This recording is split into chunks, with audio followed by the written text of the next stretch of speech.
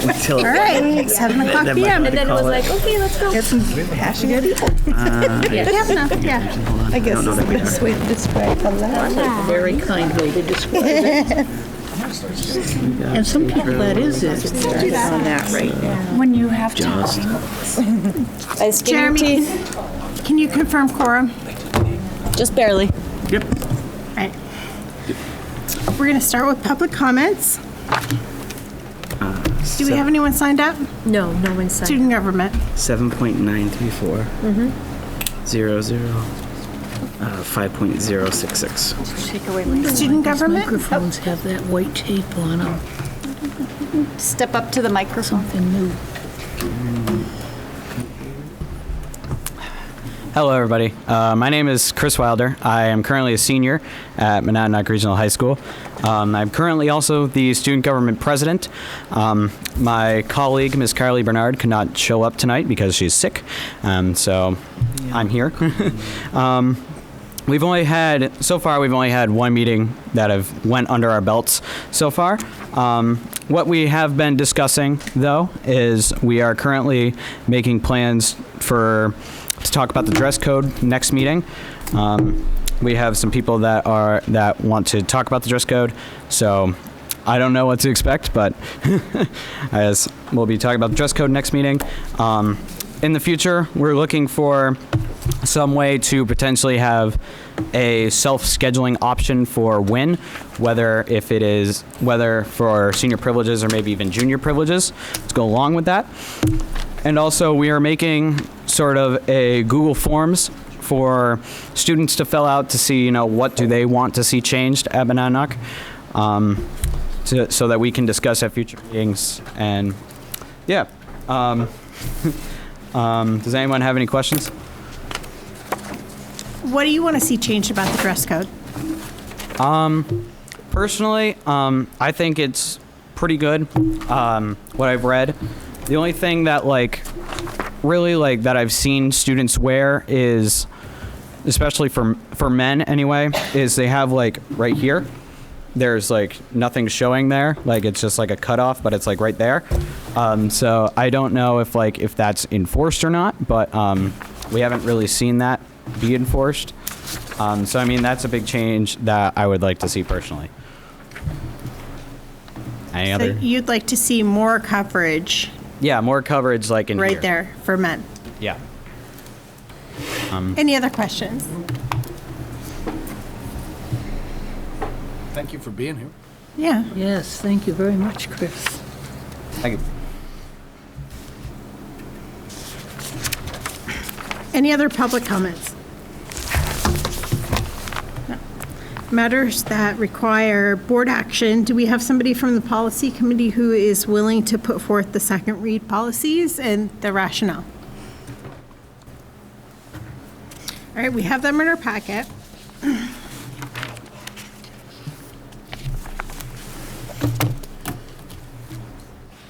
And the first of the policies is GBA, Equal Opportunity Employment.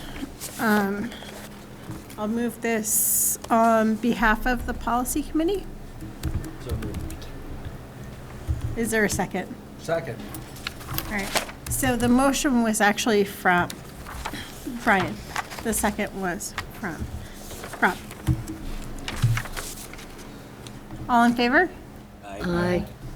Is there a motion for GBJ? This one is personnel records and files. I'll move it. Brian. Second was from Winston. All in favor? Aye. Opposed? Abstentions? All right. KBAA, right to know law. This is to retire policy KBAA. Moved by Brian. I will move that as well, please. All right. Is there a second? Second. Okay. Second came from Christy. Thank you, Christy. All in favor? Aye. Opposed? Abstentions?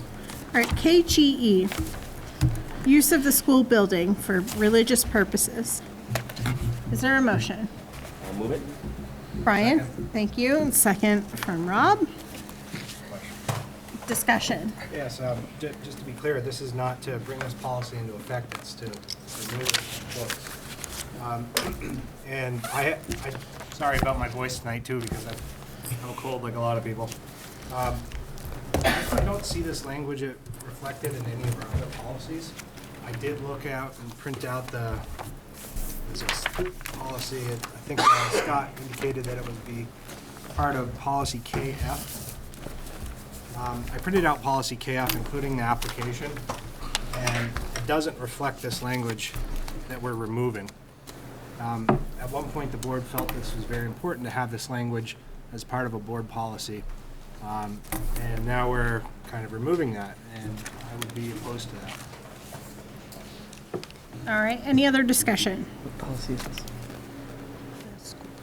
KGE. So we're KGE, removal of KGE, retire this policy. All in favor?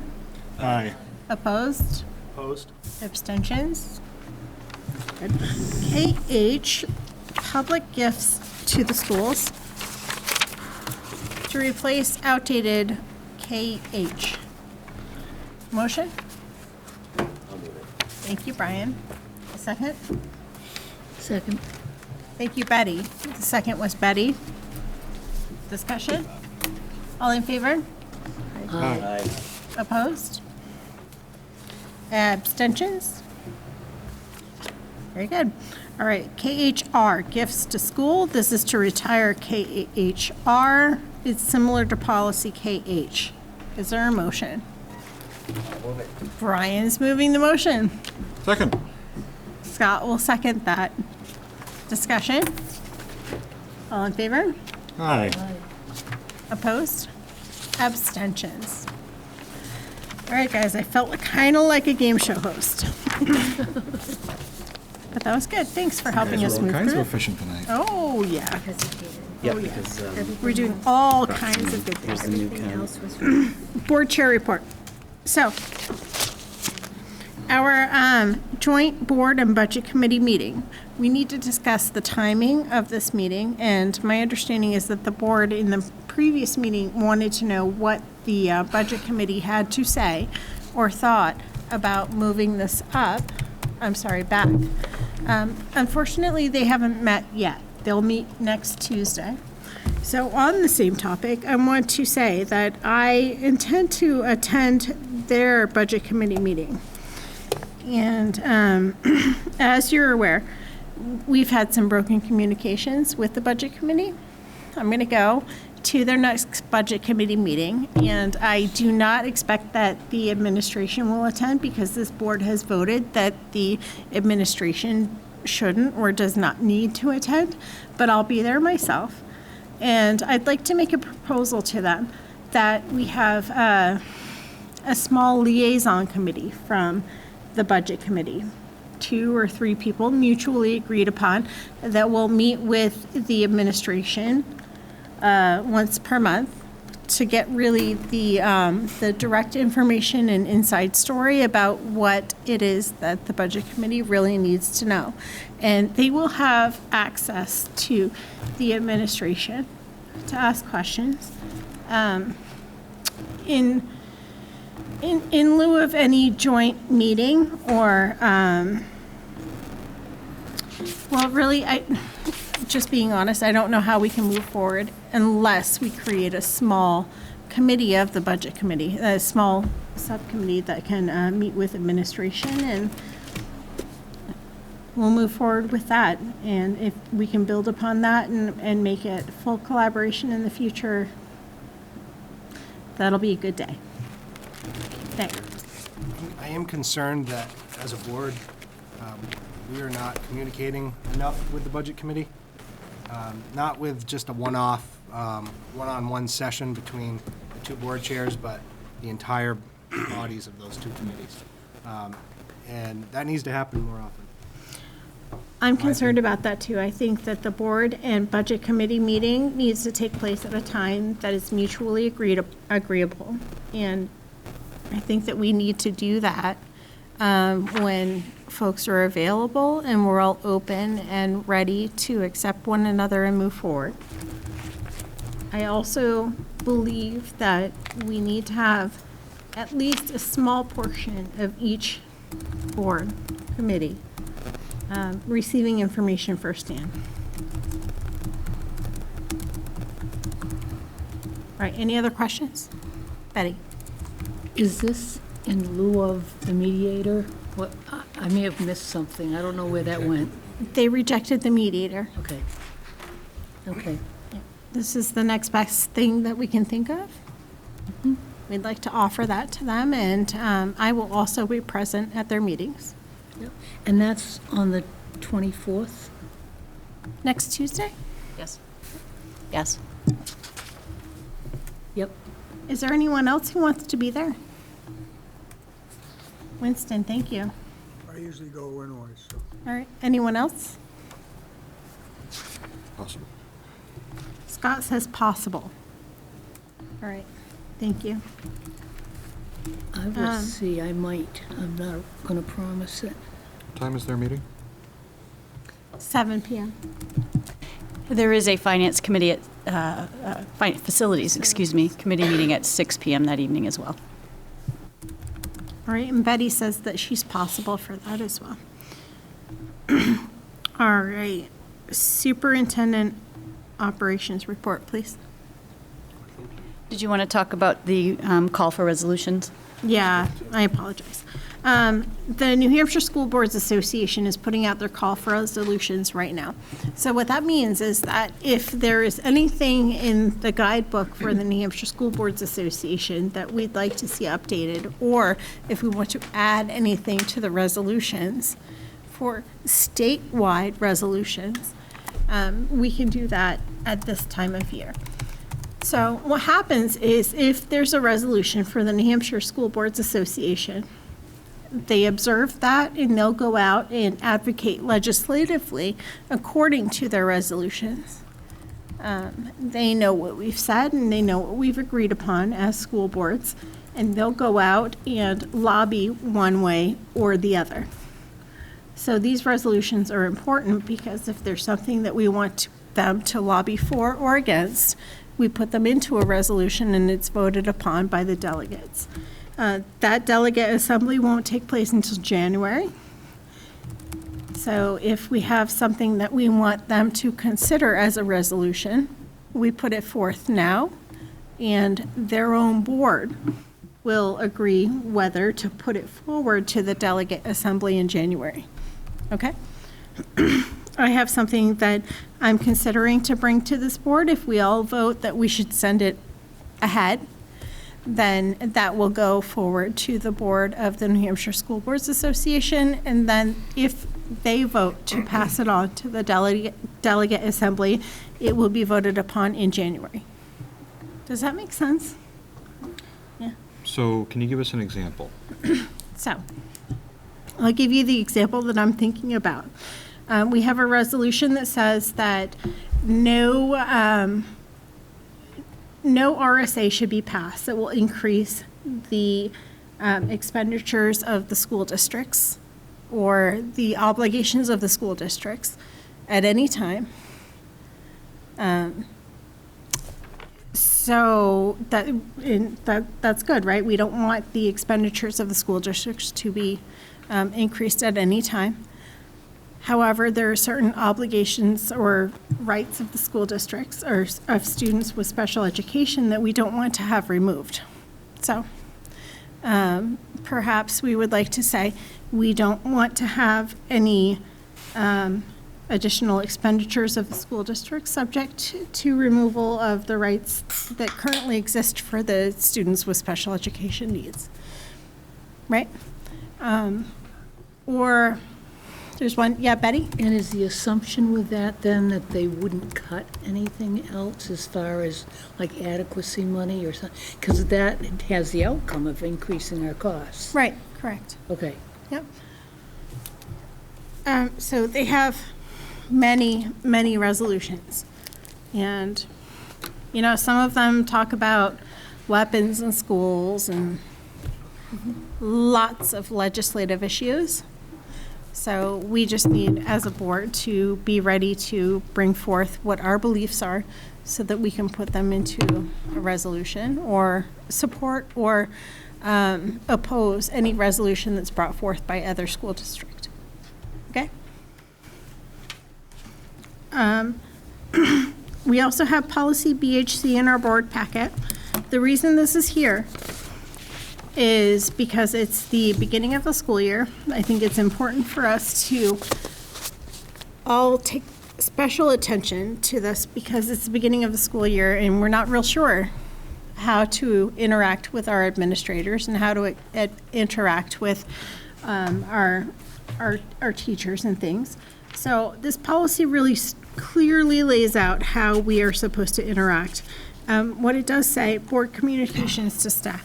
All official communications, policies, directives of employee interest and concern will be communicated to employee members through the superintendent. It's important for us to understand that as board members, because if there's something that you would like for a staff member or an employee to do, you need to communicate that through the superintendent. And then the superintendent will employ all such media as are appropriate to keep the employee fully informed of the board's actions and its concerns. All right, so what that really means is that if you want any employee of the school district to do something for you, we can make that request, but we do need to make that request through the superintendent and not directly to the employee. Is that clear? Why isn't it? Because she manages the employees, and we have one employee, and she is our employee. So the only person that we can really instruct is our only employee, which is Lisa. Lisa, are we in agreement about that? Yes. So we're your boss, As a collective, yes. and they are, and you're the boss of them. Correct. Yes. Not boss of me. That was a great TV You're the show. boss of her. Right? So we as a board can't make any instructions or requests of any employees. They all have to filter through the superintendent. I saw a hand. Winston, was that you or? Neil? I'm waiting to raise my hand while you talk. I just called on you. Okay, second paragraph. If I'm a teacher, sweeper, anybody I want, can I go up and make public comments? Yes. It doesn't say that, it says that's go through the superintendent. This is board communications to staff. Staff communications to the board is an entirely separate issue. Wording is poor. Rob? I think I understand Lisa and I have had some discussions about this, and I don't think I'm speaking out of school to share that, but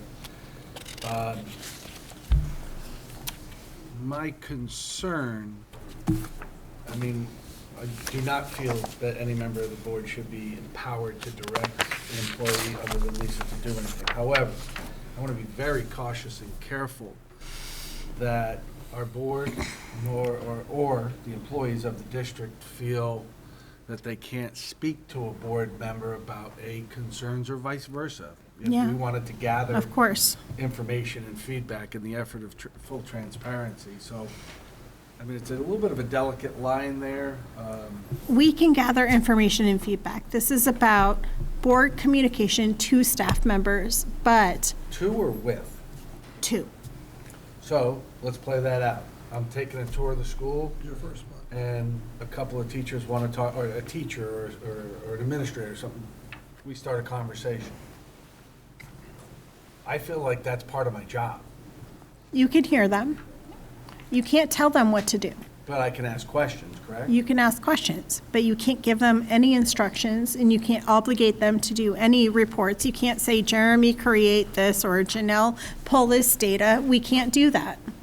Only Lisa can tell them what to Okay. do. No, I'm fine with that, as long Yeah. as we're not being prohibited from speaking Yeah. with personnel. Nope, not at all. Nick? It seems like we've gone year to year without discussing this. Is there something that's driven this year? No, Events or it's problems with this? really, it's just the beginning of the school year, and it's a good reminder.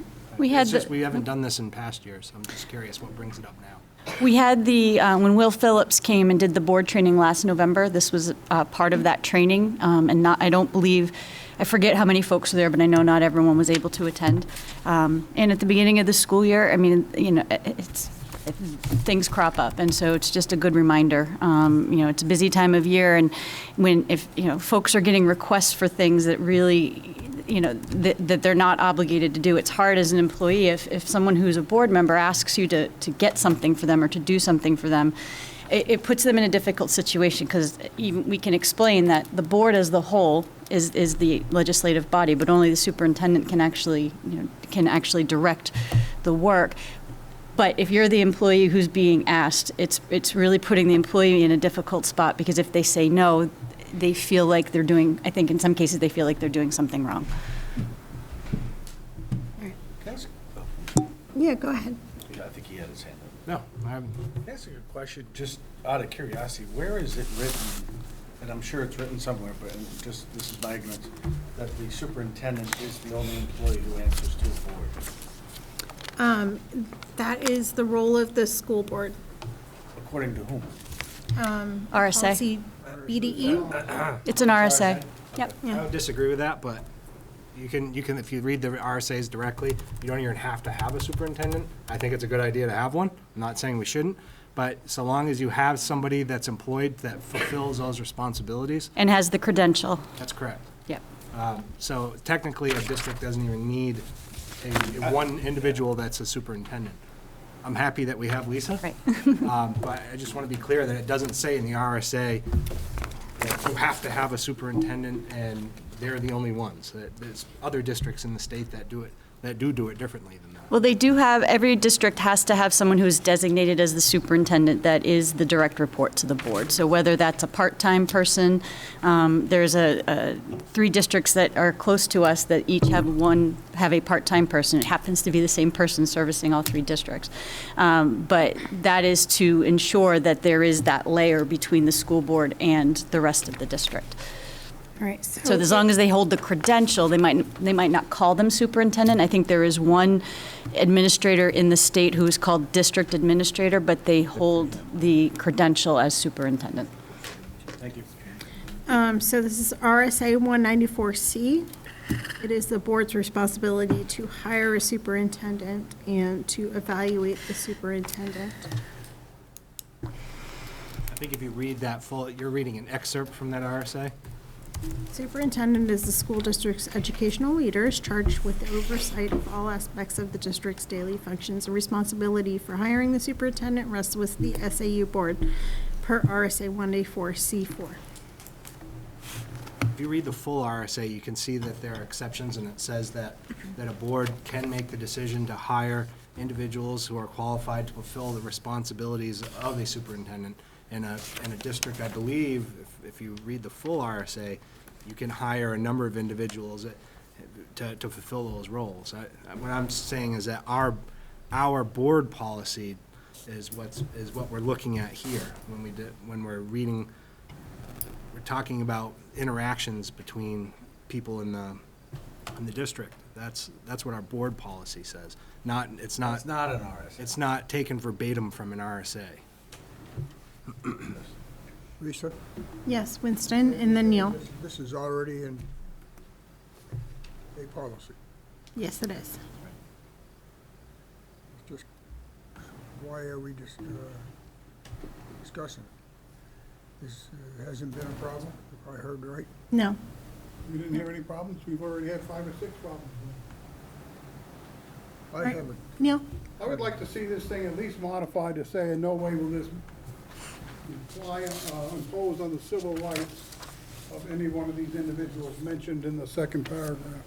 For instance, last meeting, didn't we have a woman come up here and ask us to reconsider about a kid that wasn't allowed to go to the school?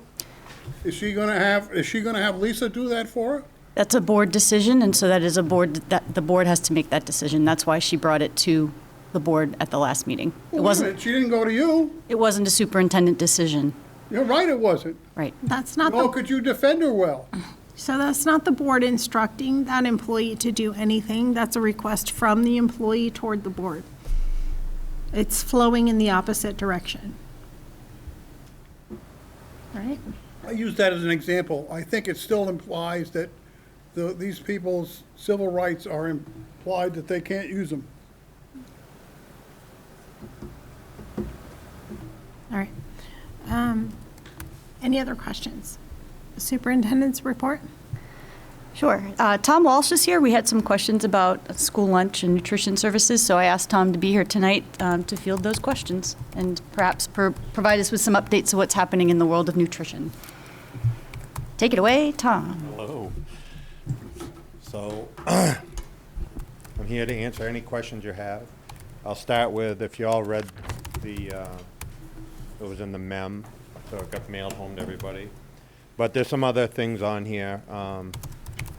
We got all new uniforms for all the staff throughout the building, so they're easily identified and they're serviced by a Cintas.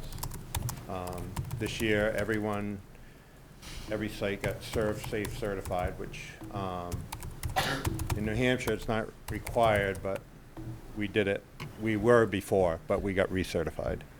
The biggest thing that's not on here probably that other people know is that we were selected for a new breakfast vending machine, and there's no cost to the school now because we're one of the few in the country that will get it. And we're going to try to get it down in the middle school because when the kids come from grade 6 to here, the participation in breakfast drops right off the chart. They're mostly because they're segregated down towards the wing down here where the middle school is, and to go back into the cafeteria and get back down to where they line up, I guess, is probably the biggest issue. The wellness committee has talked about it a couple times of getting a breakfast cart, but you have to staff it and whatever. So we were selected to get this. I actually have a contact that has a vending company, so he put it forth. They want to get these throughout the country. They serve a reimbursable breakfast, and it's keyed right to their student account. So they just have to use their school ID, and they have to set up a PIN number just like you would for your debit card at the bank. And that's a personal number that they set up. And it won't vend until they make all the selections that are required. So they have to have their fruit or vegetable or juice and the grain or whatever we have in it. It'll be all cold things. It's refrigerated. It's monitored over the computer system for temperatures and stuff. So somehow we'll get a warning if during the night the machine went off or whatever, if we had to take product out. So that's real exciting. I met with the middle school kids. They're really pumped up about going to do that. So that's one thing we're going to take up now.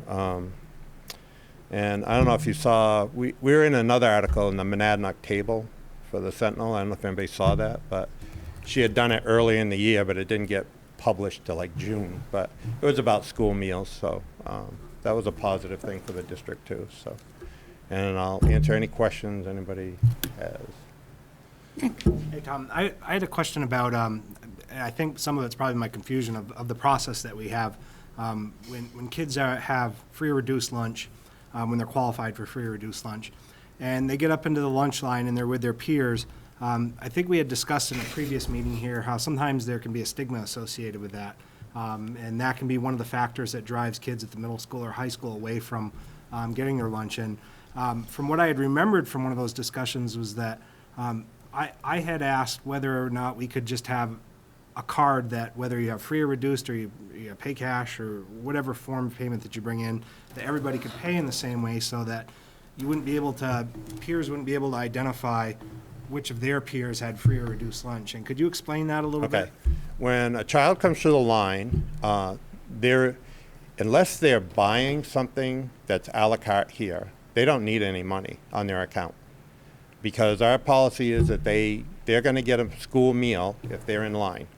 So if they're in line, the only thing that we do here, and it doesn't matter if you're paid, free, or reduced, because truly the cashier really doesn't know. They could figure it out if they wanted to, but is that here we have them, if they owe money, and we have them sign for the meal, doesn't matter who they are, because we have an issue where they later say that it wasn't them that got a meal. Doesn't happen all the time, but it happens quite a bit. They'll come back and they'll say, "Oh, I didn't eat on June 5th." And so we just keep a little ledger at each cashier stand that they acknowledge that they're getting that meal when they're over, when they owe us a balance. So Do all students have to sign, or is it just every the student?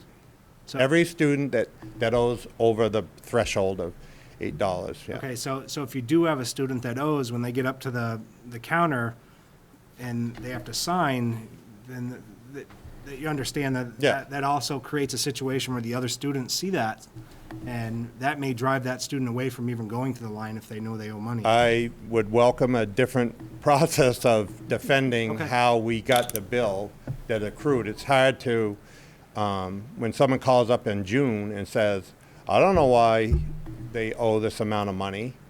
They don't eat at school." And we say, "Well, they do eat at school." And, we can pretty much document that they have received a school meal, Do they use that, if they use that card, isn't that indication that they've used their Right.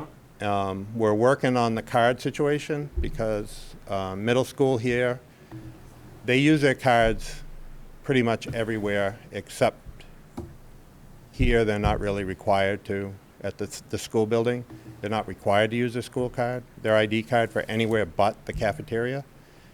So it creates an issue. It creates more of a problem for everybody because then they get.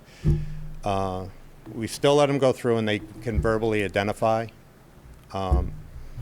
which most every student has their picture that pops up on our system, and most of the cashiers know the kids.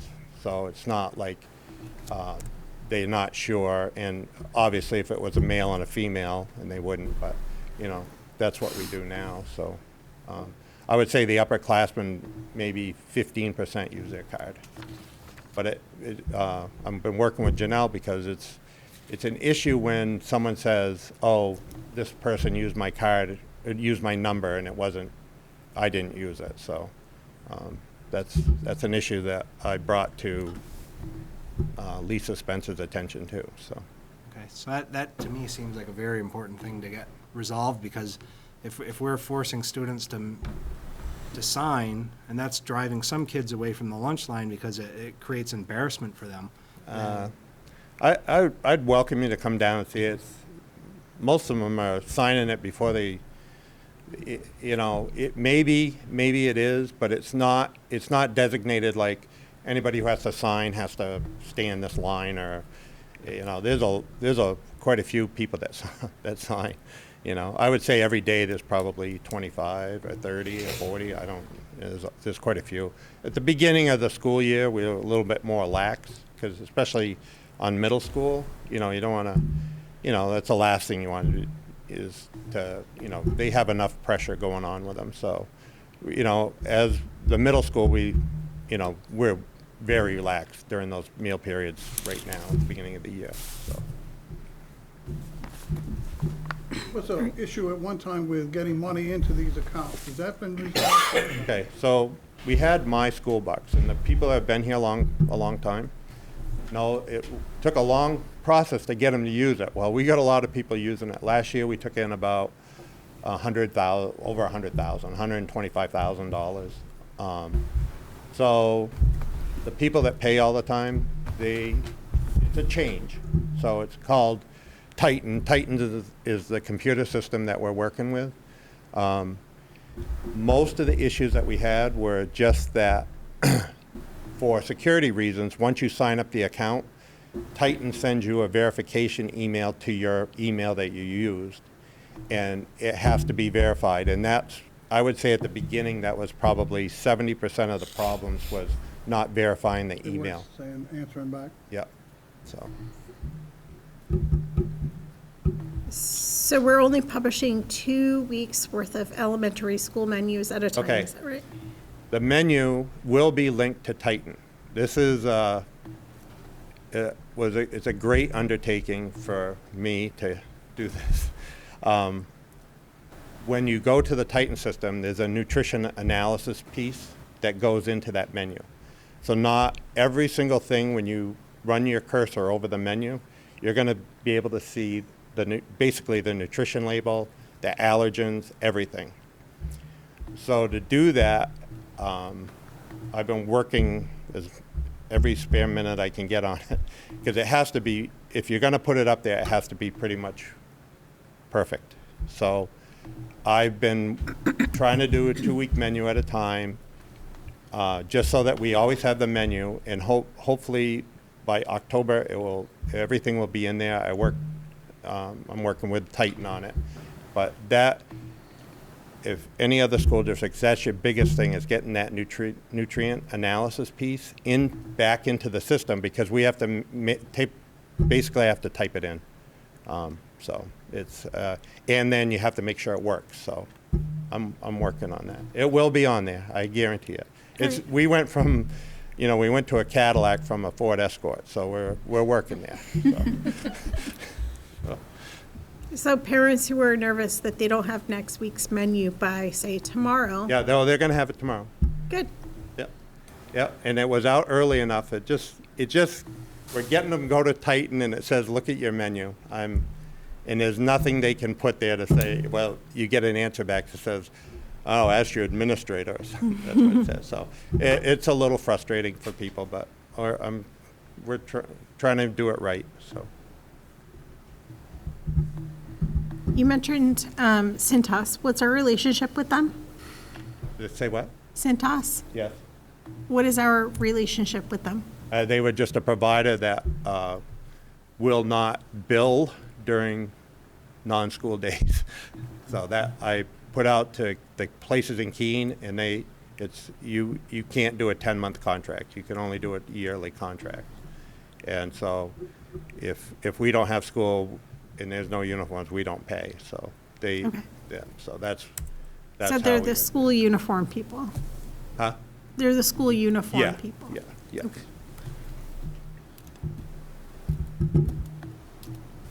Any other questions? All right. All right, well, thank you. Thanks, Tom. Thank you Thanks, very Tom. much. Thank you.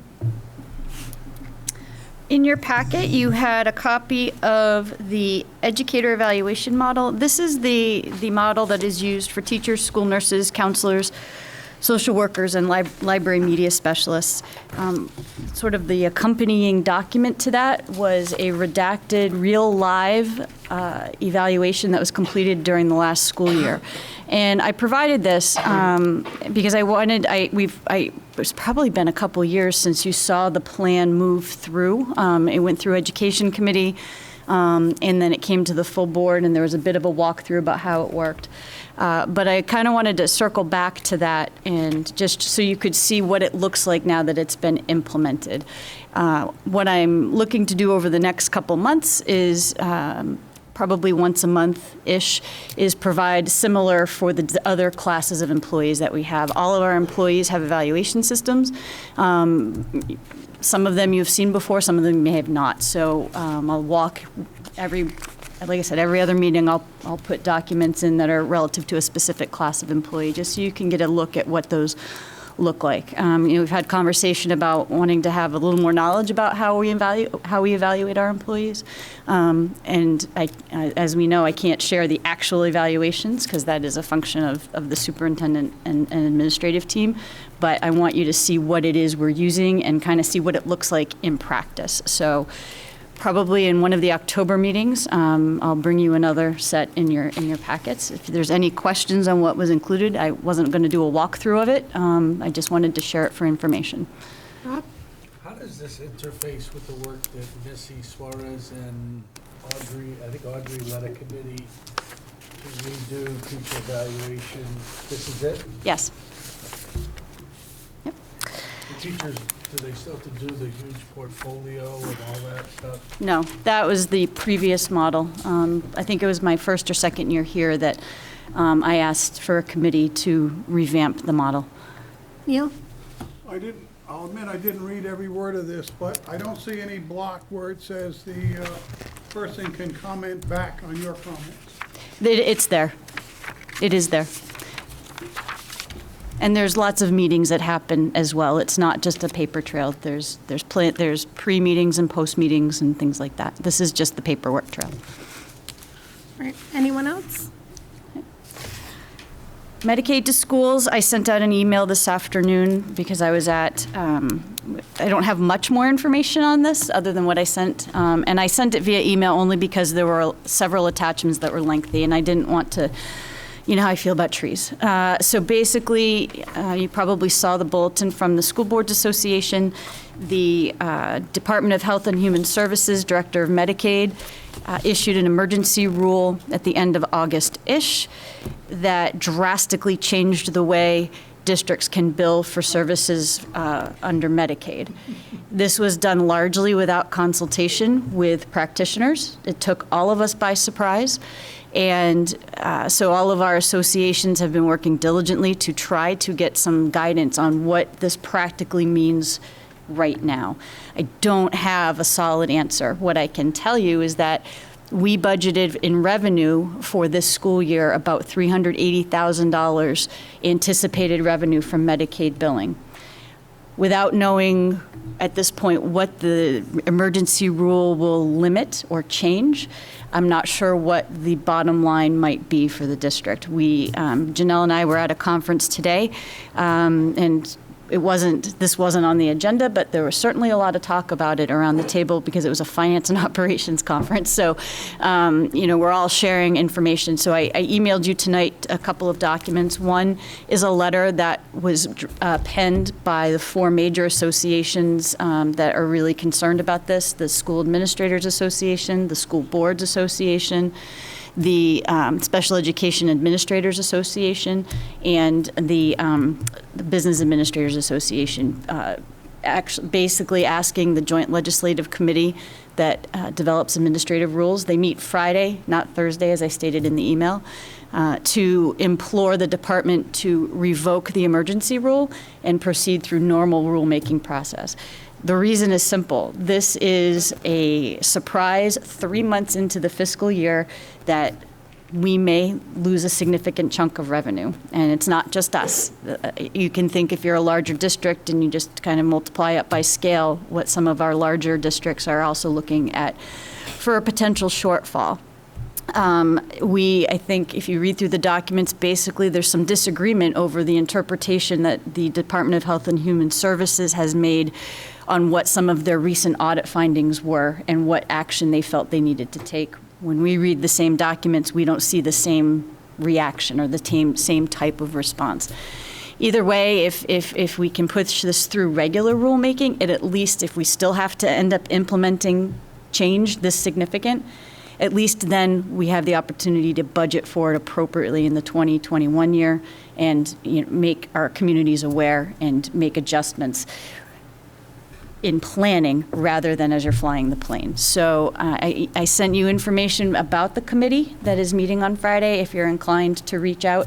I had a conversation with Jay Kahn earlier today because he was meeting with the director of that division today to talk about this. And so I had sent him the same information I sent you. And we quickly touched base before we got here tonight. And he is on GELCAR that meets Friday as well. So he is well aware of our concerns, and hopefully it won't end up being as draconian as it appears. But I just don't know at this point. But up to a potential $380,000 of a revenue loss. I've been copied on several emails coming from the Bureau of Developmental Services and Partners in Health, which supports children with chronic illness. They're also very concerned about these changes because the more expensive you make it to educate a child with a disability, the more unattractive it is to have that child with a disability in your community and in your schools. So they're fighting hard to make sure that the supports that previously existed remain in place. Additionally, beyond Medicaid, moving on in the agenda, staffing update, similar positions to what I spoke to the last time we met. We are still seeking special educators in Troy, a reading specialist split between MRMHS and Gilsum, and an interventionist at Color. We also are now looking for a one-on-one nurse in Troy. We had hired one and it did not work out, so we are back looking for that position. While I'm on the topic related, I did update the enrollment numbers. I did not make copies, but overall, on August 30th, as I reported at that time, we had an enrollment of 1,689. As of today, 9:17, approximately 3 p.m. this afternoon, we were at 1,683. So we've had some in, we've had some out. I know we still have kiddos in the queue to register at some of our schools. Most of our schools saw a decline by 1 or 2. The only exceptions to that are Emerson. Right now, they're up by 4 from the original number, and I know that they are one of the schools that still has kids in queue to register. And the middle high school is up by 1 overall. The only other thing I wanted to report on, the State Board of Education approved the formula change. No discussion. So that was good. That's all I have at this time, and we will need brief non-public under B and C. All right, Jeremy.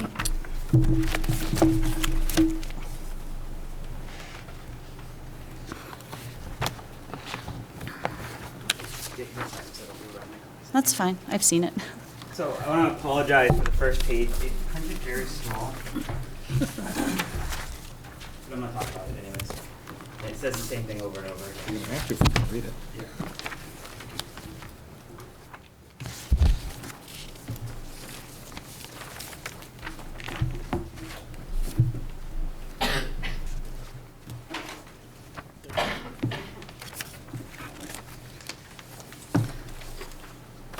Thank you.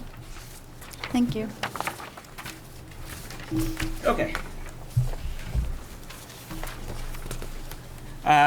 Leaving the last meeting, I really wanted to understand what was being asked, and I thought a lot on this, and I talked to the other administration and the principals, and really kind of came to the understanding that not only,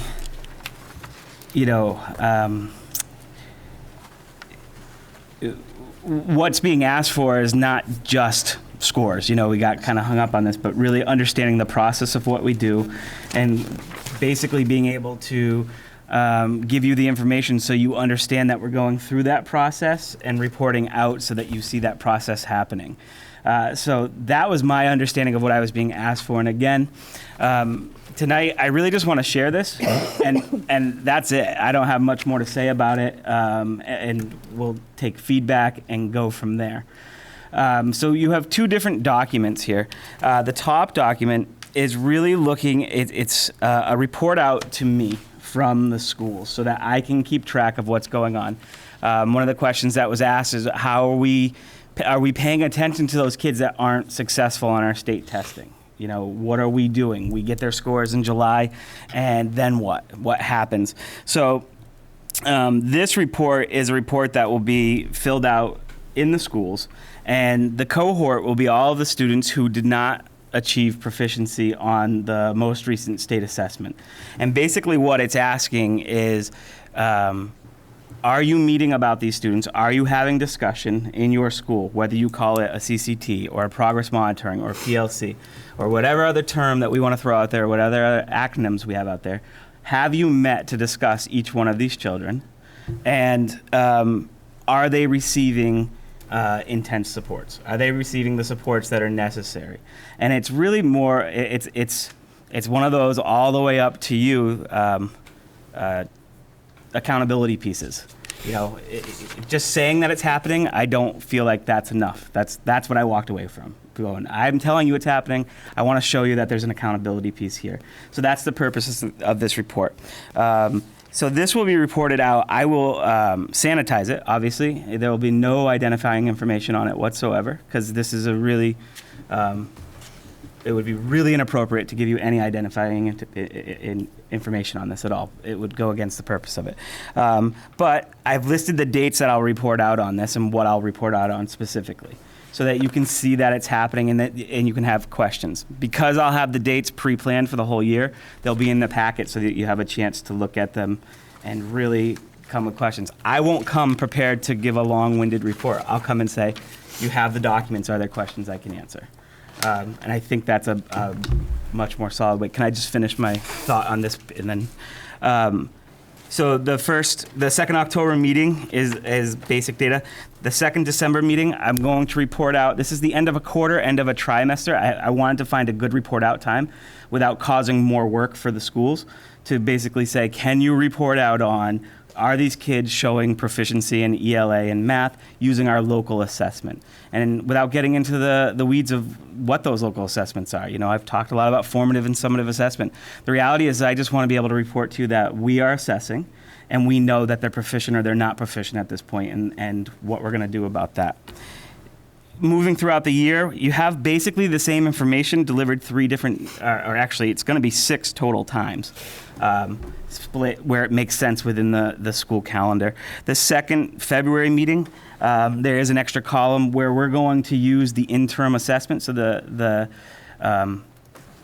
this was something I thought long and hard about. The state offers an interim assessment that is for our own use. It's not reported on to the state. It's not reported on publicly. It's literally for us to use to gain information. And talking with the principals, we'd like to look at using that tool. We tried it before. We've had mixed success, so we're really talking about what it will look like. But we can agree that this cohort will have an opportunity to practice the assessment before they take it, and we can gain some data from it. And as I've explained to you, our constant balance is let's not do it just to do it. Let's not do it for the sake of gaining scores. But if it's going to give us good information, then it's worth doing.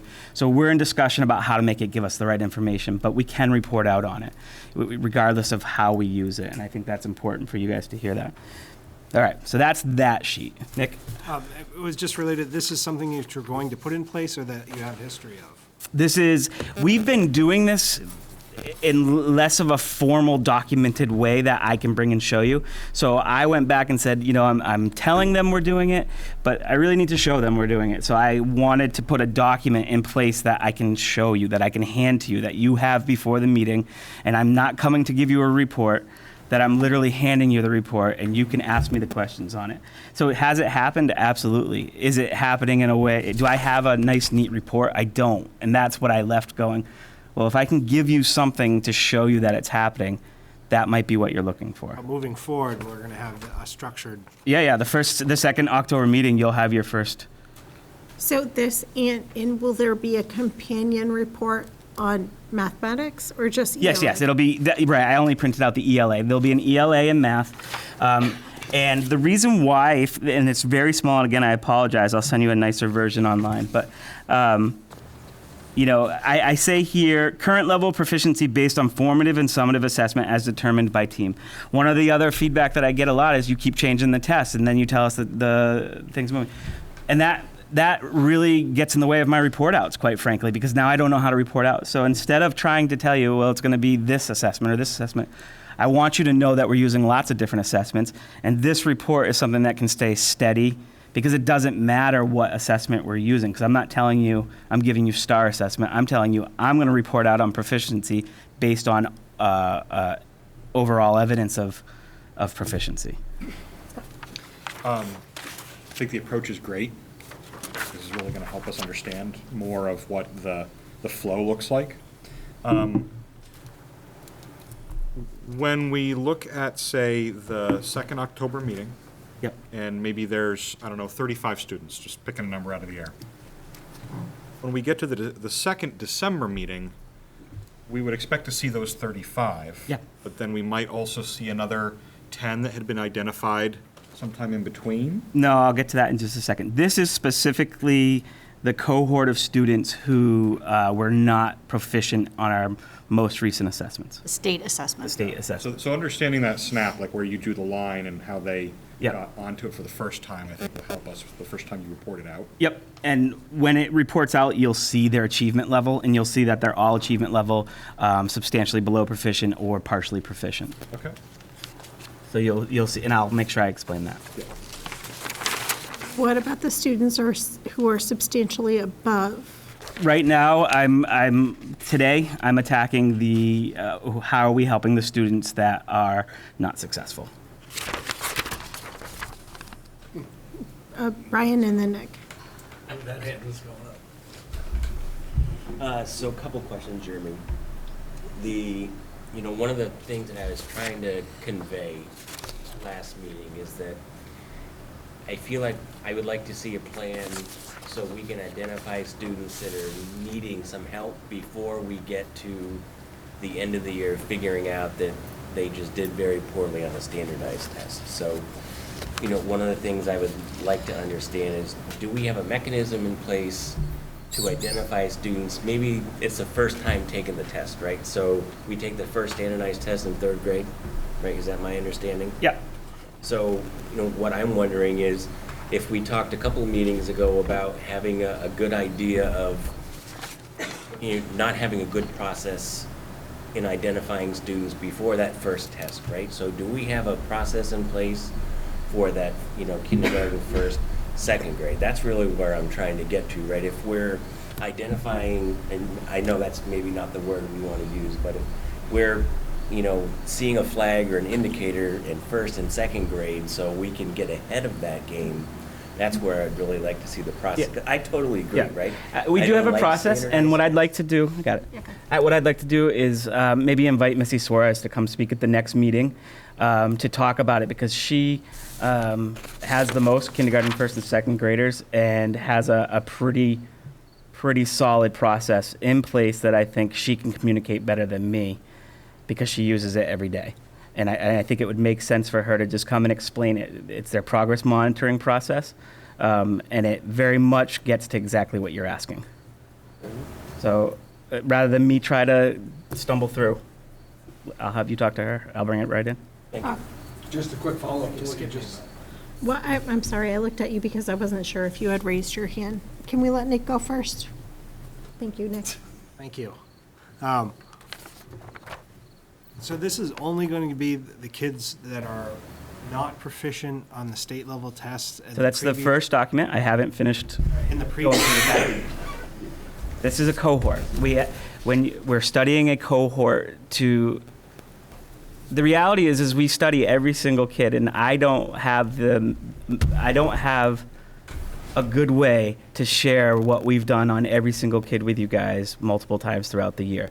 So I'm trying to bring you a cohort so I can give you an example of the work that we're doing. And the cohort seemed like a natural pick because these are the kids that aren't proficient on the most public of our assessments. And to be clear, that's the proficiency test, the state level proficiency test of the previous year?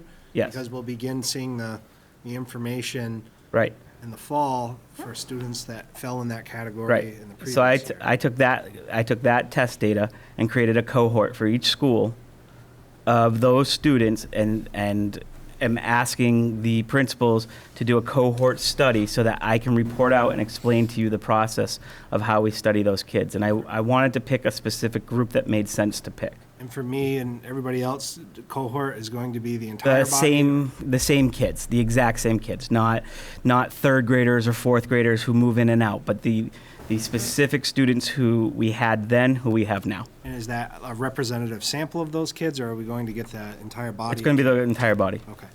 Yep. Now, Rob. I just found it interesting that we don't necessarily, and I'm not as deep in the weeds as some of these other folks about this, but one of the things you said that struck me is Missy, has the most kindergarten, so she has a good process. We don't have a district process. So We this ha- is independent per school? The expectation is that each school has a process in place. Their terminology or their vocab or their scheduling, the way they make it work, is individualized to the school. Missy has Mount Caesar has this many classes, and they're all the youngest and this resources, so it makes sense for her to do it this way. So is there a specific process that is dictated by the district? No, but the idea is that every school has one, and they're very similar, but the minutia changes a little bit. Thank you. All right, any other questions? Betty? So these students in this cohort, some of them may be identified as needing special education and some of them may not. Right, but I will not be. No, I don't. Yeah. Right, okay. Yep. Jeremy, I just want to say thank you. I know this took some thinking, and I appreciate that you're putting in a process. which is, more than you've done before, and will really help us understand, so thank you. Thanks. The rest of the packet is looking at all of the kids, not just this cohort. I won't be listing individual kids, but I'll be splitting them by grade and by school.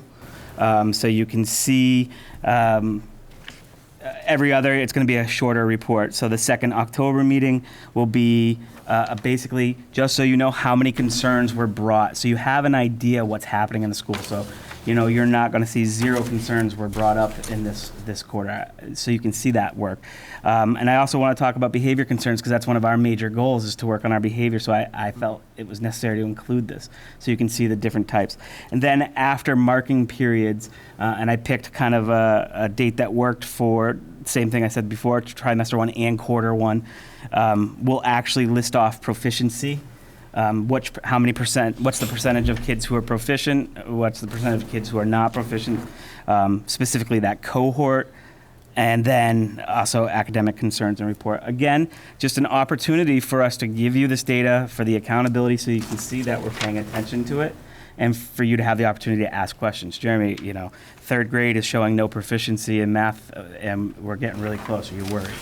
What are you doing? Those are the questions that I really would like to answer. And I think this report will allow you to develop them yourselves without me coming and blabbing at you.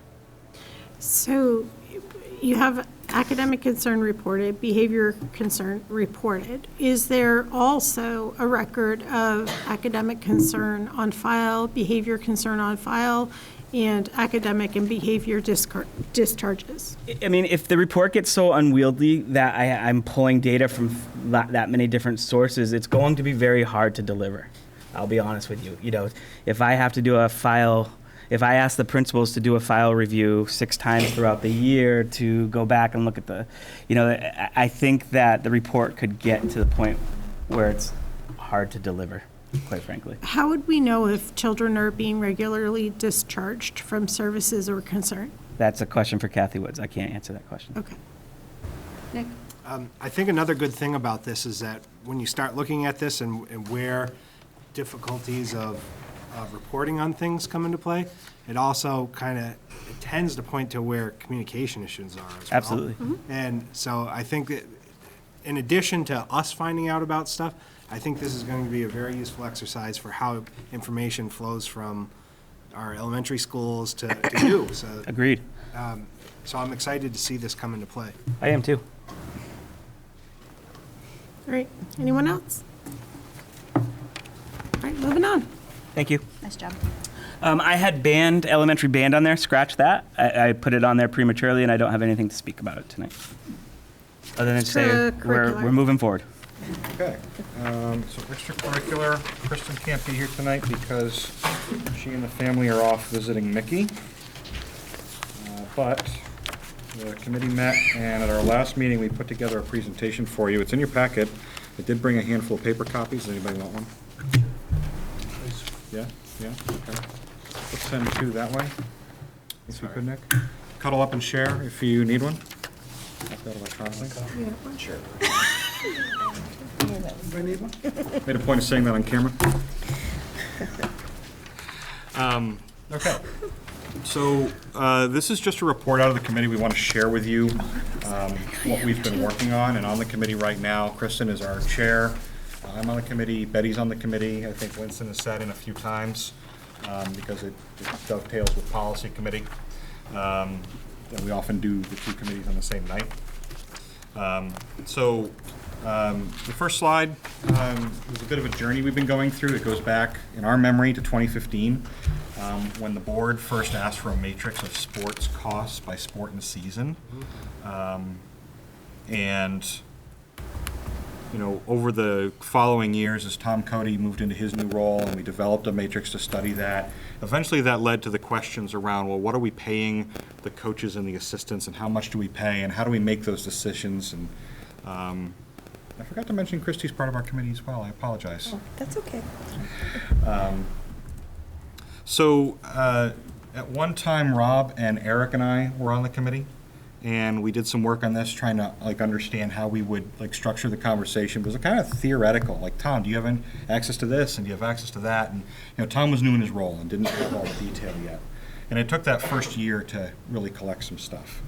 And then last year, 2018-19, we created the first stipend matrix.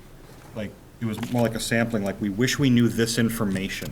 We wish we knew the role, we wish we knew how much we were paying, we wish we knew how many weeks they served, you know, and that way we could get some sense of sort of equity. And so this year, under Kristen's leadership, is when we've really dug into all of this extra details, the first time we've pulled it all together. So we've got 2 years of stipend history, we've created a value model, we've pulled in, you know, Tom, Rob Scrocky, Janelle, Lisa Spencer, Lisa Wood, all been helping us to kind of assemble this.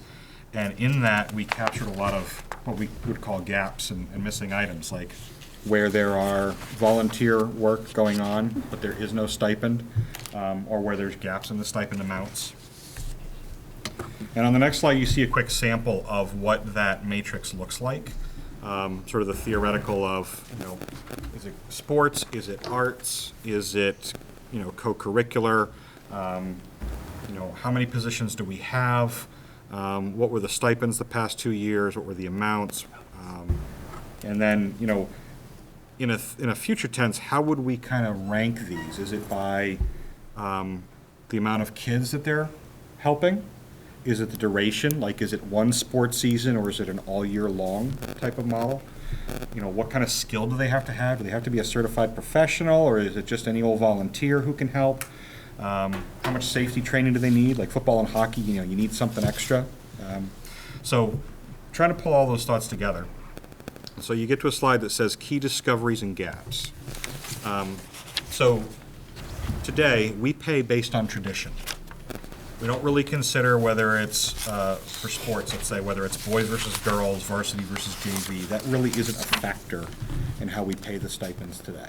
We just pay on tradition. At some point, someone stepped up. Maybe the sport was new, maybe the sport declined or grew, maybe we added an extra aide or an assistant coach, and someone picked a number. And that tradition is just sort of carried forward. We have policies that the board must approve new clubs and sports, that they must be adult supervised, but that's kind of it. That's all we really have on the books regarding policies over extracurricular activities in sports. So one of the future items for the committee after we get through this approach is to start digging into, well, where don't we have policies we feel we need them? Are there school board association samples, or do we need to make up our own district specific? You know, bringing in some of maybe the coaches or the club advisors and getting their input on where they wish there was more guardrail or guidance. So that feels like what we're moving into next. Stipend positions are employees of the district. They get a check, which comes out as a paycheck, right? It might be a one-time paycheck for the amount of the stipend. But therefore, as employees, they're subject to all of our district policies.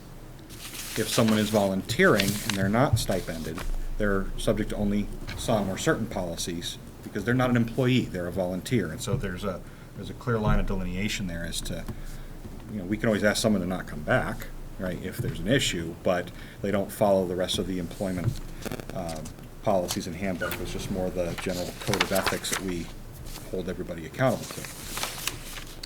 And so then we've got sports and clubs that are supervised out of the goodness of people's hearts. And so, you know, there's a gap. Go ahead, Rob. Tremendous work. It's a tremendous, difficult subject. There's a lot of moving parts there, right? And one of the gaps I'd like to add to that is our exposure to FLSA, the Fair Labor Standards Act. Some of these stipends are so low that we might have a responsibility to raise them just to bring them up to the law. We're not paying at an hourly rate or trying to align with minimum wage in any way. I know you're not saying that, but that's If you read the definitely Fair Labor Standards Act, you might have to do a little research to make sure we're in compliance. okay. We can take that away. It has not come up in committee at all. So, you know, we'll connect with Janelle offline and our new HR rep, Patty, and talk about, you know, what do we need to consider, where are the thresholds, and Yeah, I would think that would be important before you decide on stipends or before any stipend conversation happens, to know what the guardrails that the law has. Sure, okay. That sounds like a good question for the board attorney. Possibly, but we have an HR professional on staff now, so I think we would start there before we just immediately reach out to legal counsel. But in that, We don't need to reach out to legal counsel for this one. yeah, but in that, what about the people who are entirely volunteering? I mean, the folks who take a lesser stipend are partial volunteers. Yeah. Colleen? So is it, you have first aid and CPR with a score of 3? So do we have coaches on staff that are not first aid and CPR certified? I would assume all coaches and staff should be first aid and CPR. All coaches are. This is not a grid that includes only coaches. There are lots of other stipend positions that aren't coach positions. Yeah. I was just going to comment on the point system as well. It seems, is this something that you guys are working out now, that you're still? Yeah, it says sample for a reason. So when we talk about the philosophies, what we said is we wanted a model where we could evaluate the appropriate value of the stipend using these kinds of criteria. We started down the road of a pure scientific approach and realized that doesn't quite fit because there are some clubs that, cross streams. Some things are part-time. Maybe a particular criteria doesn't always apply. So we wanted to, I'm going to take you to the philosophy slide. Go to the fourth bullet there. We wanted to create a pay structure that still allows administration flexibility. So for example, if someone comes forward who has tremendous skill or experience, right? Let's say we want to run a woodshop class and we had some famous artisan from, wherever. Or we had someone who was really, really gifted in robotics, come up from MIT and want to volunteer their time. You may want to offer them a stipend that's more commensurate with their experience and their savvy. So we want to give administration that latitude, right, to make those decisions and not just wire it all up tight into a box.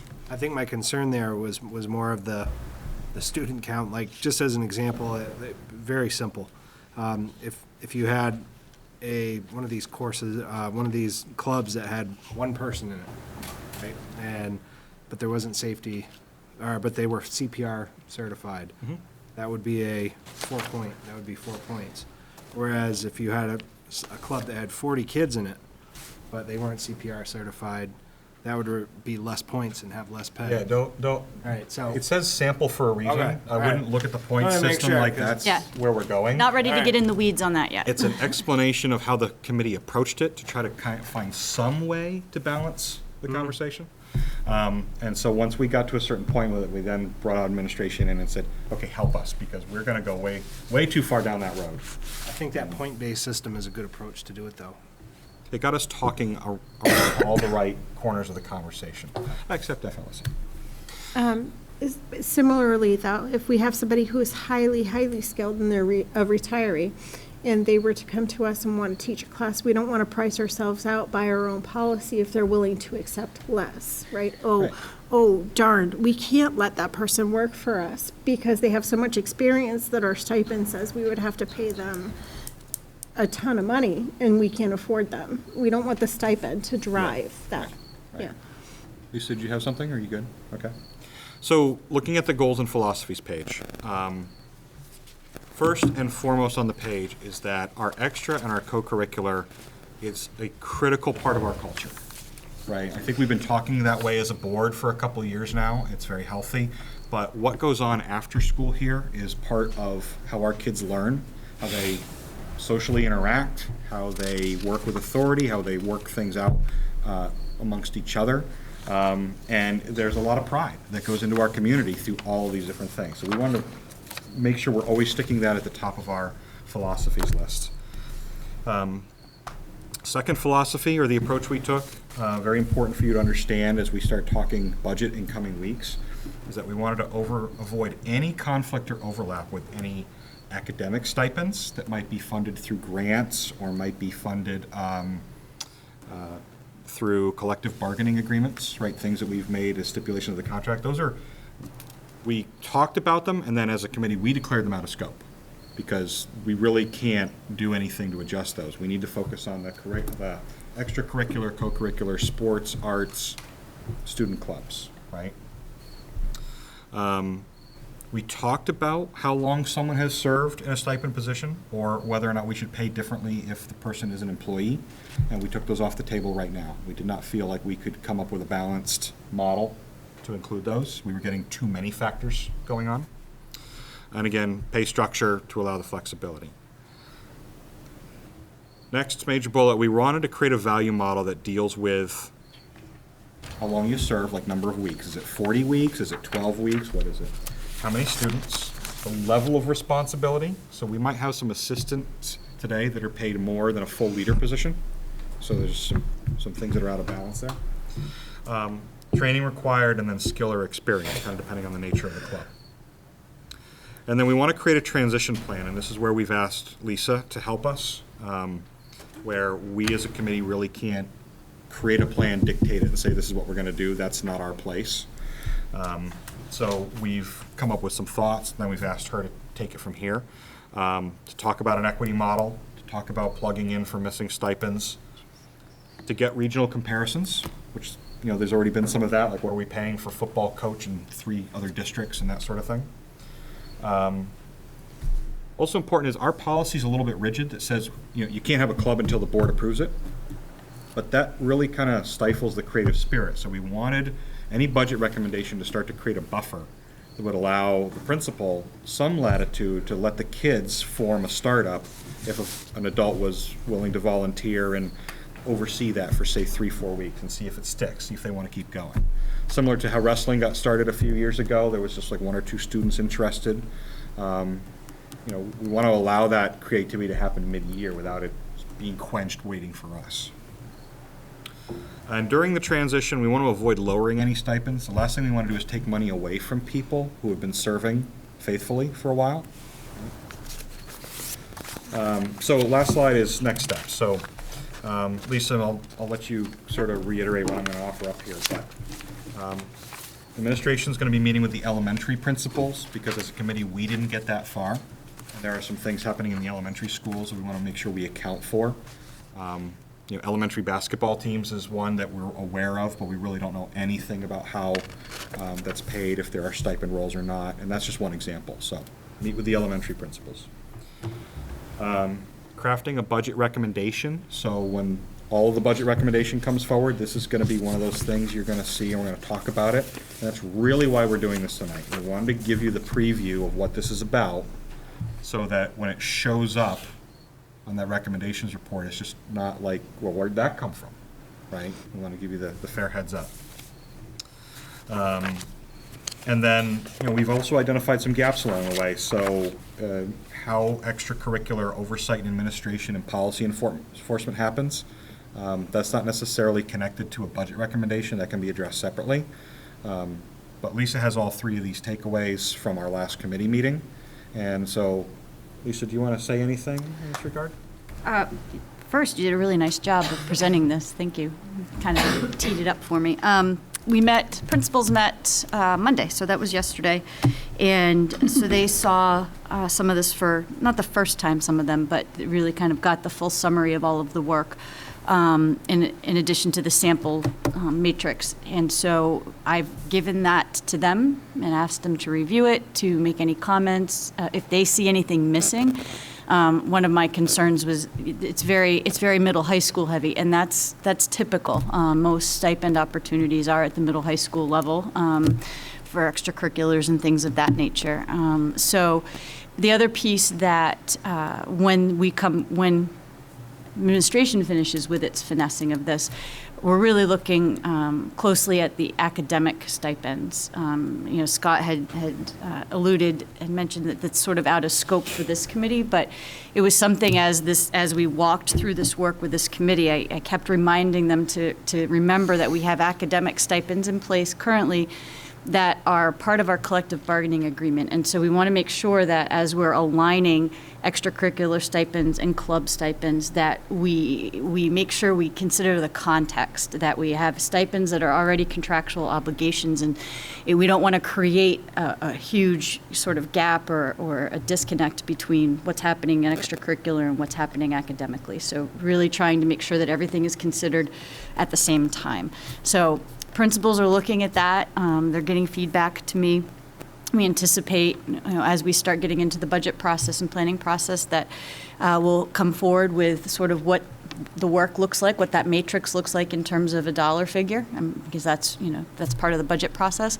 And then conversations will need to happen about, how do we want to address this? Do we want to address it all in 1 year's budget? Do we want to try to chunk it out to spread it out over a couple years to implement a new stipend structure? So, Scott said the purpose of tonight was to just bring you up to speed on the work that has happened and the thought process behind it, and expect that as we get into the budget process, we'll be bringing forward some recommendations that have dollar figures attached relative to stipends. Questions? What's an example of an academic stipend? Team leader, or a lead teacher, for example, a curriculum team leader, a teacher mentor, to name a few. There's some that are in the overnight stipends that are in the contract. Anyone else? All right, thank you. Policies for first read. Yep, so we have 3 policies for first read tonight. BBBH and BBBHR. These are sort of part of the normal routine of what the policy committee's been bringing forward. So there's a motion to retire BBBH-R. And so the running joke on these is that it's only taken us 20 years to acknowledge that Hinsdale and Winchester are not part of our school district, at least on paper. And it isn't 38. And that it isn't SAU 38 anymore. So BBBH and BBBH-R. BBBH without the R is an update. Again, last touched in 1999. And it's to reduce confusion related to joint meetings of the SAU and the school board, which every year at our organizational meeting, we go through this twist of, are we in one meeting or two, or do we have to go out of one and go into the other? So it's meant to clear that up. And then BBBH with the -R. As we dug into this and we talked about updating it, we came to discover that it really only pertains to multi-district SAUs. And we are a single district SAU. Policy simply does not apply. So that's a motion to retire. And that's your first read, and we can go into detail at our next meeting. Also on the list is JFAB, and so I'm going to make a motion right now, which is to untable policy JFAB and begin a first read. Thank you, Winston. Discussion? All in favor? Aye. Aye. Opposed? Nick? Abstentions? That was Rob. Are we waiting on information for that? Not for the policy. So, my hindsight from the last time we talked through this is that when we did a first and a second read, we didn't do a first and a second read. Like, we didn't actually read it, and oftentimes we don't need to. But this one is a little bit busy, and there's, numerous changes. You all have the copy in front of you, which is redlined, and now also has blue lines, which indicates what's changed since the first draft. So what we want to do tonight is we want to actually do a read of what's in this policy so everybody has an understanding on it. Again, this is just a first read. We're not here to debate or discuss tonight. It's to get the information out, talk about it if we need to, but mostly the conversation and any amendments to it would be at the second read at the next meeting. Great, thank you. So we're going to start reading. Can we just clarify the document? Is it proposed V2? Yes. Version 2? Yes. All right, I don't see any red lines in there, just blue added. When I printed it tonight, I got this. Mine's red. Red with blue. That could be just how it's manifesting on your phone. JFAB proposed V2? V2, yeah. I think your phone's out of red. Yeah, do you want to change the toner? So, first paragraph is no change. Non-resident students may attend district schools when their attendance has been approved by the board. Tuition will be charged at a rate set by the board, billed quarterly in advance to the sending district or parent responsible for payment. When a sending district is responsible for tuition, approval must be received from the sending district school board. So, no proposed change to that paragraph. First proposed change. Upon the admission of a non-resident student to the district, the superintendent or designee will immediately notify the student's school district of residence of the student's name, date of birth, address, and grade assignment of the student. This notification shall also be made at the beginning of each school year for which the student is enrolled. Under normal circumstances, the district will not provide transportation to and from school for non-resident and tuition students at the district's expense. However, the district may assist parents in finding and procuring transportation services for their children. For example, if we're aware of a shuttle service that's already in play, we can direct a parent to contact that shuttle service. It's just a courtesy. The board's decision on whether to enroll a non-resident student will not be based in whole or in part on whether the student is a student with a disability as defined by applicable state or federal law.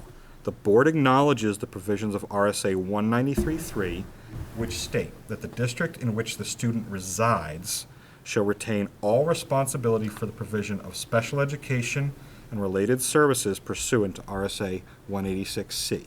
So, a few paragraphs from now, when we start talking about dollars and cents, remember that any expenses related to special education are the responsibility of the sending district. It's not really up for debate.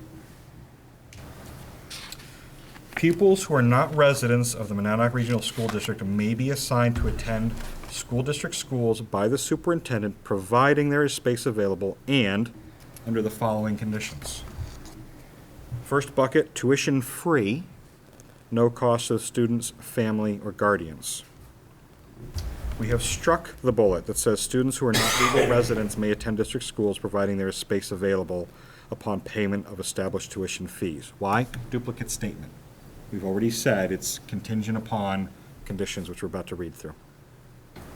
So the real number one is students from other countries who are guests of district residents under a recognized exchange program may attend tuition free. Number two, and this is new to the policy, and it's really the reason that got the policy committee on this, is that an RSA has changed that we need to accommodate. In a divorce situation where the student lives primarily out of district, but the divorce decree or parenting plan developed pursuant to RSA 461A, a child's legal residence for school attendance purposes may be the school district in which either parent resides, provided the parents agree in writing to the district the child will attend, and each parent furnishes a copy of the agreement to the school district in which each parent resides. So, if either one of the divorced parents resides in our district, the student may attend, regardless of whether the student is staying with the parent in district or with the parent out of district, right? That's not up for us to debate. That is now the law. If the written parenting plan says this is what we want to do, then that's what we accommodate. Number 3, 4, and 5, no changes. Seniors whose families move during their senior year may continue to graduation tuition free. Number 4, with proof of intention, example, a signed purchase or sales agreement, students who will become legal residents within 60 days may attend tuition free. Number 5, students who move out of the district within 90 school days of the close of the school year may complete the year tuition free. No changes to those 3. All right, next change, number 6. Per policy JFABD, students who are in a transient or homeless situation as defined in the No Child Left Behind Act of 2002 shall be enrolled immediately, tuition free. In some circumstances, transportation may be provided. Okay, homeless situation, don't question it. Stop, drop, get them enrolled, get them in school. How do you tie that to the transportation issue, though? Let's say they're out. Oh, sorry. I was just reading. If they're out in a community like Richmond, how does transportation work for that student? In practice, I would defer to Lisa or Jeremy. So I'm the homeless liaison as well. And what we do is Title I we have to put, we set aside a certain amount of funds in our Title I grant to pay for that. We work with, in New Hampshire, we work very closely with other communities, and we do what's called ride sharing. So we work a lot with Keene, as you can imagine, Hinsdale, Winchester, Jaffrey Ringe. Those are kind of our four main. And if we have a kid that's living in Keene, we split the cost with Keene. If Keene has a kid that's living in Swansea, they split the cost with us. So Title I picks up a portion of it, and the district does have to pick up a portion of it by law. So, but it works well. Okay. So then the next bucket, tuition for fee. Tuition shall be paid at the rate set below by either the student's family guardians or by written agreement for the payment or waiver of tuition with the student's resident school district. Number one, students whose parents or guardians are employees of the district may attend a district school at the cost of, fill in the blank, of the district's annual standard per pupil tuition rate. Example given, if the annual rate is $17,000, then the employee would pay, fill in the blank. And so this is highlighted yellow and not really to get into tonight. For the sake of the first read, the policy committee went back and said, we need to not be specifying or recommending any number. The finance committee has recommended a number, and we should debate that when we discuss the policy at the second read, but we did not want to have it read like we were picking a number. We're not. We're trying to get the language there, and then we can fill in the dollars and cents when we're ready to debate it. The next block of new language is blue, and this is what the board asked for clarification on when we tabled this. So this is new and added by our superintendent. The board recognizes the value of all employees and is willing to consider these requests on an annual basis as to space availability.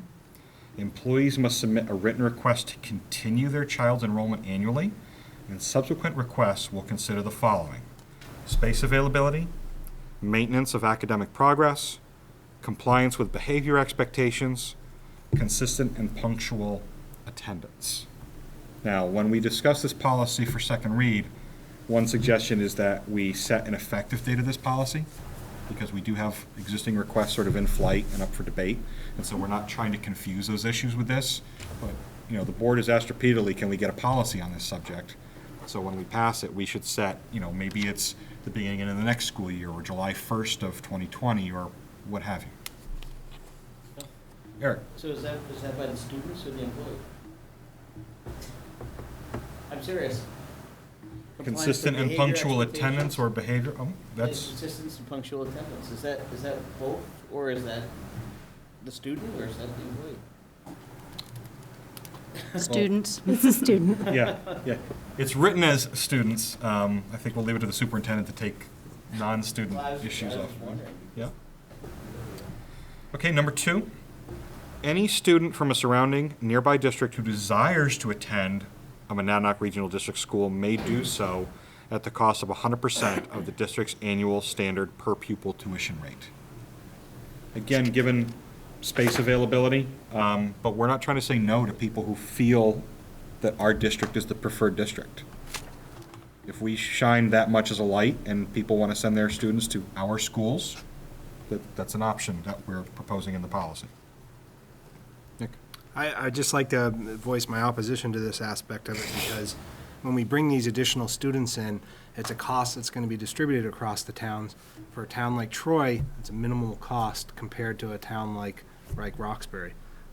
And it's going to be the smaller towns that shoulder that burden, that are currently paying higher per pupil tuition rates than what we're charging for out of district. So if we encourage this to bring more and more students in, it's going to have a dramatic effect on the costs for our smaller towns in the district. So bring that debate to the second read. Did you have a question, Rob? Yeah, just clarification. Did you just say that the superintendent added that language? In blue? In Yes, blue. That's what was Is asked that for. custom? That the superintendent would add policy language? Yeah, the Yes. superintendent always We- has input on policy. On policy, right? Yeah, we definitely Okay. solicit input from administration as to what they I don't recall that discussion before.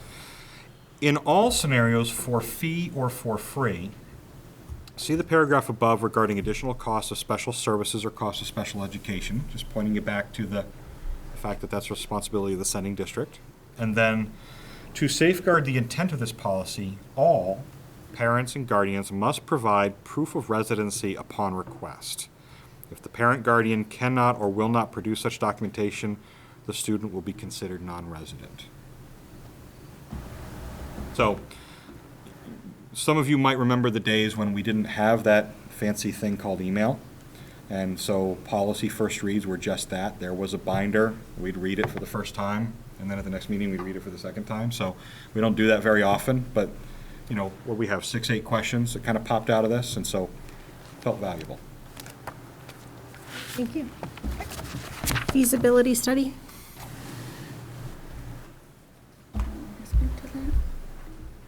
Was anyone who's on facilities would like to speak to that? I'm on facilities, I'm speaker. You guys. Neil is not. He is. You think you are? Rob's gonna speak. We've had a couple of meetings with Kyle Barker, and really productive. I'm very anxious to share some of the data that he has gathered and analyzed. I think you're going to be very excited, glad that we hired an outside objective look at it from the things that he uncovered. Very astounding. But to give you a status update, I believe at this point we were presented with 5 options the other day, one of which did include do nothing in terms of our space and our physical plan. We did add one, at the advice of Eric, we did add one option to it. So there's essentially 6 options on the table. Yep. 7? Okay, 7 options on the table right now. Our goal is to start trimming those down and do a little bit more research, a little bit more discussion on what each item. But I think we kind of settled in on 2 or 3, that there was pretty good consensus on 2 or 3 options about what we would do. I think we meet with Kyle again October 4th. He's coming to the board meeting on October 1st. October 1st, so he will share with you a lot of that information. I don't know that I want to share much more than that at this point. I think that's, if you guys think we should, but I don't want to get in the weeds. Are the options we're going to pick one, or is it these 3 look appropriate, but we recommend doing A before B before C? Oh, right. Or are we gonna give the voters choices? Well, I think that's going to be part of the discussion that the board should really come down to. Our job is just to make it the way I perceive the job, is to build some consensus among the facilities group so that the board is not going through 11, 12, 14 different versions of possibilities, right? To come down to the most cost-effective, and each option talks about estimated costs. It talks about impacted towns, impacted students. So my sense is that we'll come down to 2 or 3. I don't know if that answers your question. Well, we've always talked about like having a multi-year plan. Yeah, this would be, because of the state funding mechanism, would be, I think the plan at this point would be for the next biennium, to be prepared for the next biennium when the state would be awarding money. We want to be ready to get a vote to go for that money if it should become available. So I don't think it's a multi-year, I mean, the whole project might take multi-years, but it's not a multi-step process, no. Thank you. Winston? Your memory's better than mine. Would you explain about the funding for this year by December 31st? Is that we have to have the application in? Janelle, go ahead. The state did just recently change their building aid Till June, right? application and application process. Now we need to submit a letter of interest as of January 1. and then a formal application by July 1st for funding the following July 1st. And it would need to be a specific project. That doesn't mean we can't have public hearings and invite the public in to get feedback on the ones that we narrow it down to and take that into consideration. But when we give a project to an application for state building aid, it would have to be for one project. Great. Thank you. Anyone else?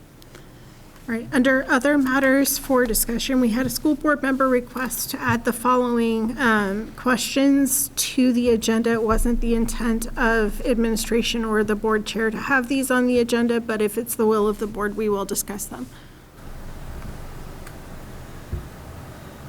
Do you want to speak to them? I was reading on the agenda. Yeah, I don't know. Does somebody want to speak to them? yeah. I'm the requester. I'm going to cover all my points, but I think we need one or two votes tonight.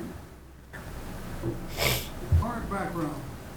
We have a security officer, our officer, who does not carry a weapon per MRSD policy. Our officer is a retired sergeant in the New York City Police Department. With experience, most would agree, is far beyond anything any local officer or sheriff has ever seen. Our officer has a high knowledge of weapons.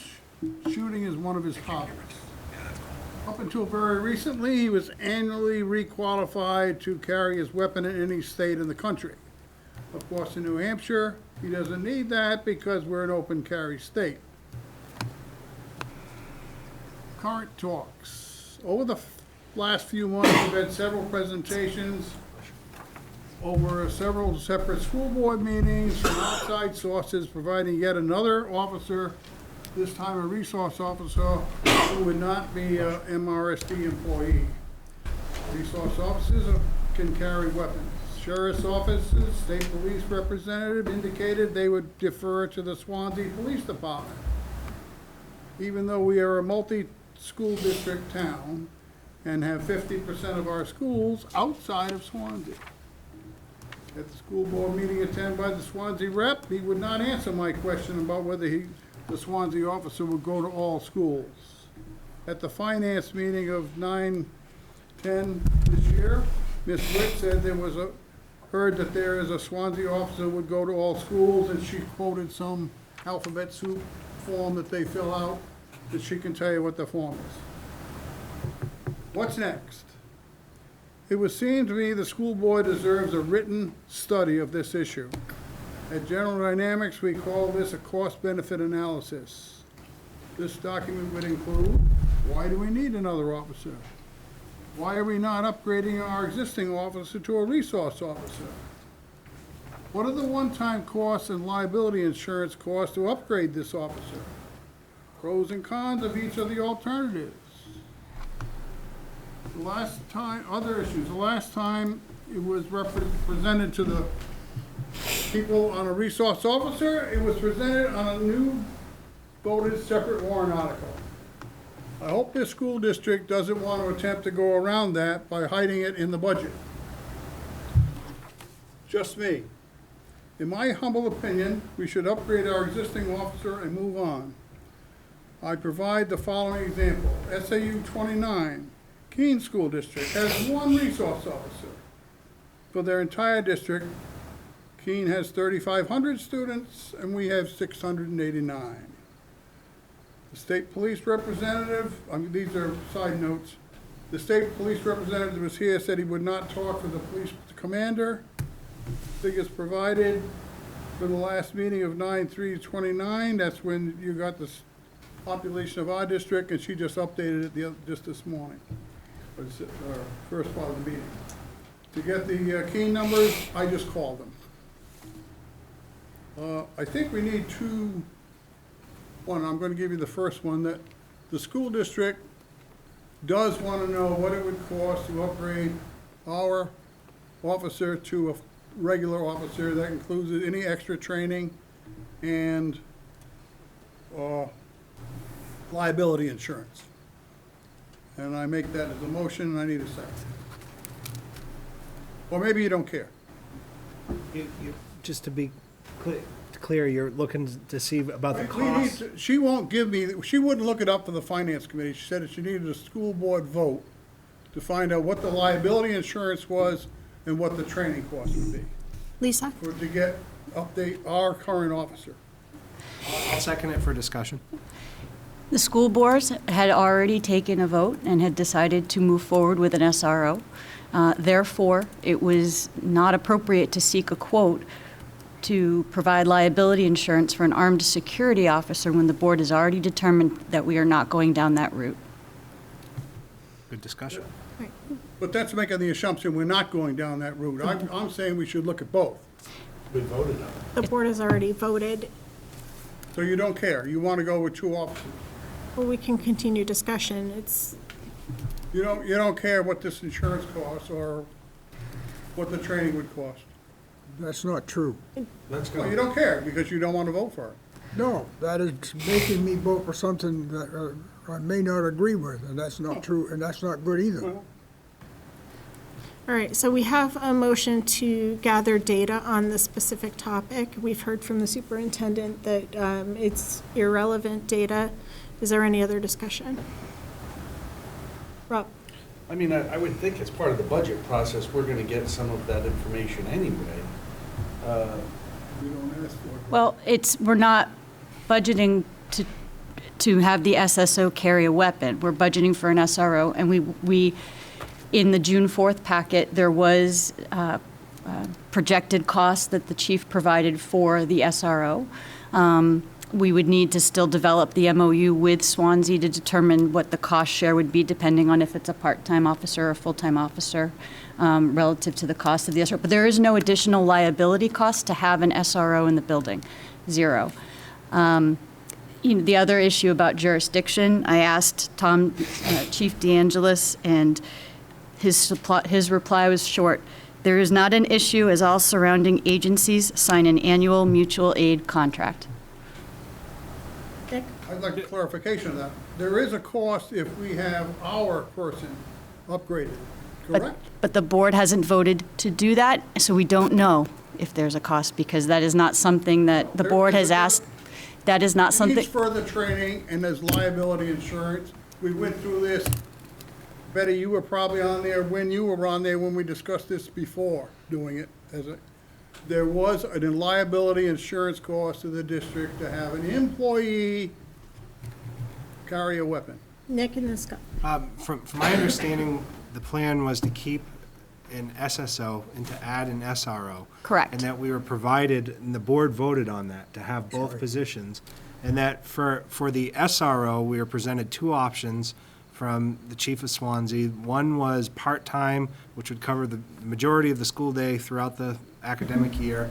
I think that was like 40,000 or something like that. And those were rough numbers, just to be clear. Yep. And then the other option would be to have a full-time SRO, which was north of 100,000, and that under both of those scenarios, the liability insurance was covered by the town of Swansea. Correct. By the police department. Because he works for the town. Right. Correct. But Right, so Frank we have doesn't work for the town. We have a motion on the table. We've had discussion. Scott? So I understand. But I'm thinking, what would it cost, why would we not want to know the number? So, I think I'm saying the same thing that Nick said. Neil, I think what you're suggesting we research would be valuable, except we've already voted that we're not going to explore that option. We're only going to seek an SRO. We're not looking to upgrade the current position to carry a firearm. That was the will of the board. It would take minutes for Janelle to make that phone call. She's just trying to block it. Right, but we've already voted that we don't want that. We want the SRO. All right, my motion's on the floor. and it's been seconded. Just to be clear, we voted for both because of the benefits of having both. One Cost-benefit analysis. because One, we never asked. one unarmed and one not. In order to ask for a quote of that nature, we would have to have policies in place in order for them to be able to even give us a remotely accurate number. And that was the roadblock that led the board to eventually, from my recollection, that was a tipping point, that the policy considerations were pretty great. And so where the SRO program does The liability is borne by the police department, and it is a nationwide proven program. I believe that was why the board chose to make the decision to keep the security officer as unarmed and supplement with a school resource officer. So I want to say two things. It is true that insurance companies reflect on policy of the entity in order to make their decision on liability and how much it would cost to insure a specific risk. We don't have those policies, and so it would not be something that they could feasibly quote. I also want to say that I don't see any evidence that anyone is blocking anything. We need to make sure that our comments in this meeting are respectful to all parties. That's all. So you're saying insurance companies wouldn't give you a quote just so you'd be able to do your cost-benefit analysis? You wouldn't do it. Many insurance companies would say it's an uninsurable risk. Seek another provider. I know that. You're not sure about it. I'm telling you, Would we be the from only- having worked in the insurance industry for many years. Would we be the only school district that has a resource officer working for? I'm going to call for a vote. All right, all in favor? So what we're voting on is whether we want to obtain this information. Oh, I see, yeah. The second came from Nick for Discussion. all in favor? Opposed? Aye. All right, abstentions? Good. Just to expedite things, Neil, I think the other thing that you would like for the board to consider is, should we add this to the operating budget or have a separate warrant article? Can you speak to that specifically? You're gonna say we are gonna have a separate one? No, I'm asking you if you want to speak to that specifically because we need to move I'd like along. to make that as a motion that we have if we have a new resource officer added, I guess you already voted to add it, that we're not gonna try to hide the budget in the operating budget, we're gonna have a separate warrant. So there's a motion to have it in a separate warrant article. Is there a second? I'll second it for discussion. All right, Rob? I want to be careful of saying that we're hiding it. We've discussed this in open session on 4 to 5 different occurrences in public. We're discussing it yet again tonight on TV, so the word hiding is a little bit. What would you call it, Rob? We voted on it as a regular Hold on, I'm separate speaking. warrant. I'm speaking. I agree that that's what you did years ago before I was here. It was voted on as a warrant, no question. But just because that's why we did it before doesn't mean that's why we have to do it again, because we've always done it that way. That logic to me doesn't work. I don't feel like we're hiding it. We are discussing it here on camera. We've discussed it in 4 different board meetings. We've had the chief of police come and speak. We've had the sheriff come and speak in open session. So the word hiding is a little bit strong to me. I understand that you may disagree. You may say, hey, we want to have it on the warrant. That's a different discussion. But the hiding, I would disagree. You can take the word hiding out of it. Yeah, and I think that the crux of it is that, yes, we may want to have it on a separate warrant article, but the conversation about whether it's been hidden or not hidden is sort of extraneous. We don't need to have that kind of accusation made in this meeting because we're all professionals and we want to be respectful to one another. Betty first and then Nick. I support having it in its own article. I think for transparency's sake, it's a really high-profile decision for this district, and so I feel strongly that it should have its separate vote and not be embedded in the operating budget. Nick and then Eric. For me, I'm not I don't feel very strongly in either way of having it on the warrant article, or I agree that we're doing this in very much public. But I think the larger discussion for us to have is with administration and which direction we go in terms of whether it's a part-time or full-time, and because that's going to significantly impact the budget, whether it's $40,000 or $110,000.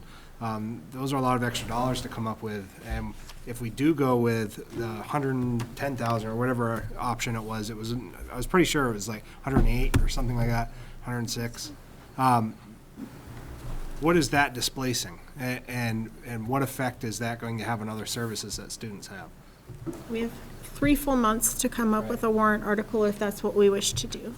Lisa? Yeah, and just to be clear, if the decision is to go full-time, that would end up being a cost share opportunity because the officer wouldn't work for the district full-time, so we would need to look at what share would actually be the district share versus the town share. Eric, I'm sorry about that. Go ahead.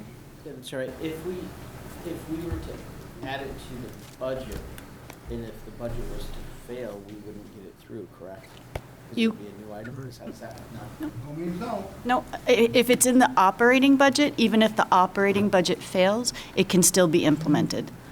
You would have to find the money within the default budget if you chose to do that, but But if it's in a warrant article and the warrant article fails, Right. no means no. Yep. But I would rather risk that than the budget. Right. Right, Rob? What I'm saying is, you put in the budget, if people don't want it, they won't vote for the budget because of that, for some reason. Right. I'd rather have it stand on its own. Rob?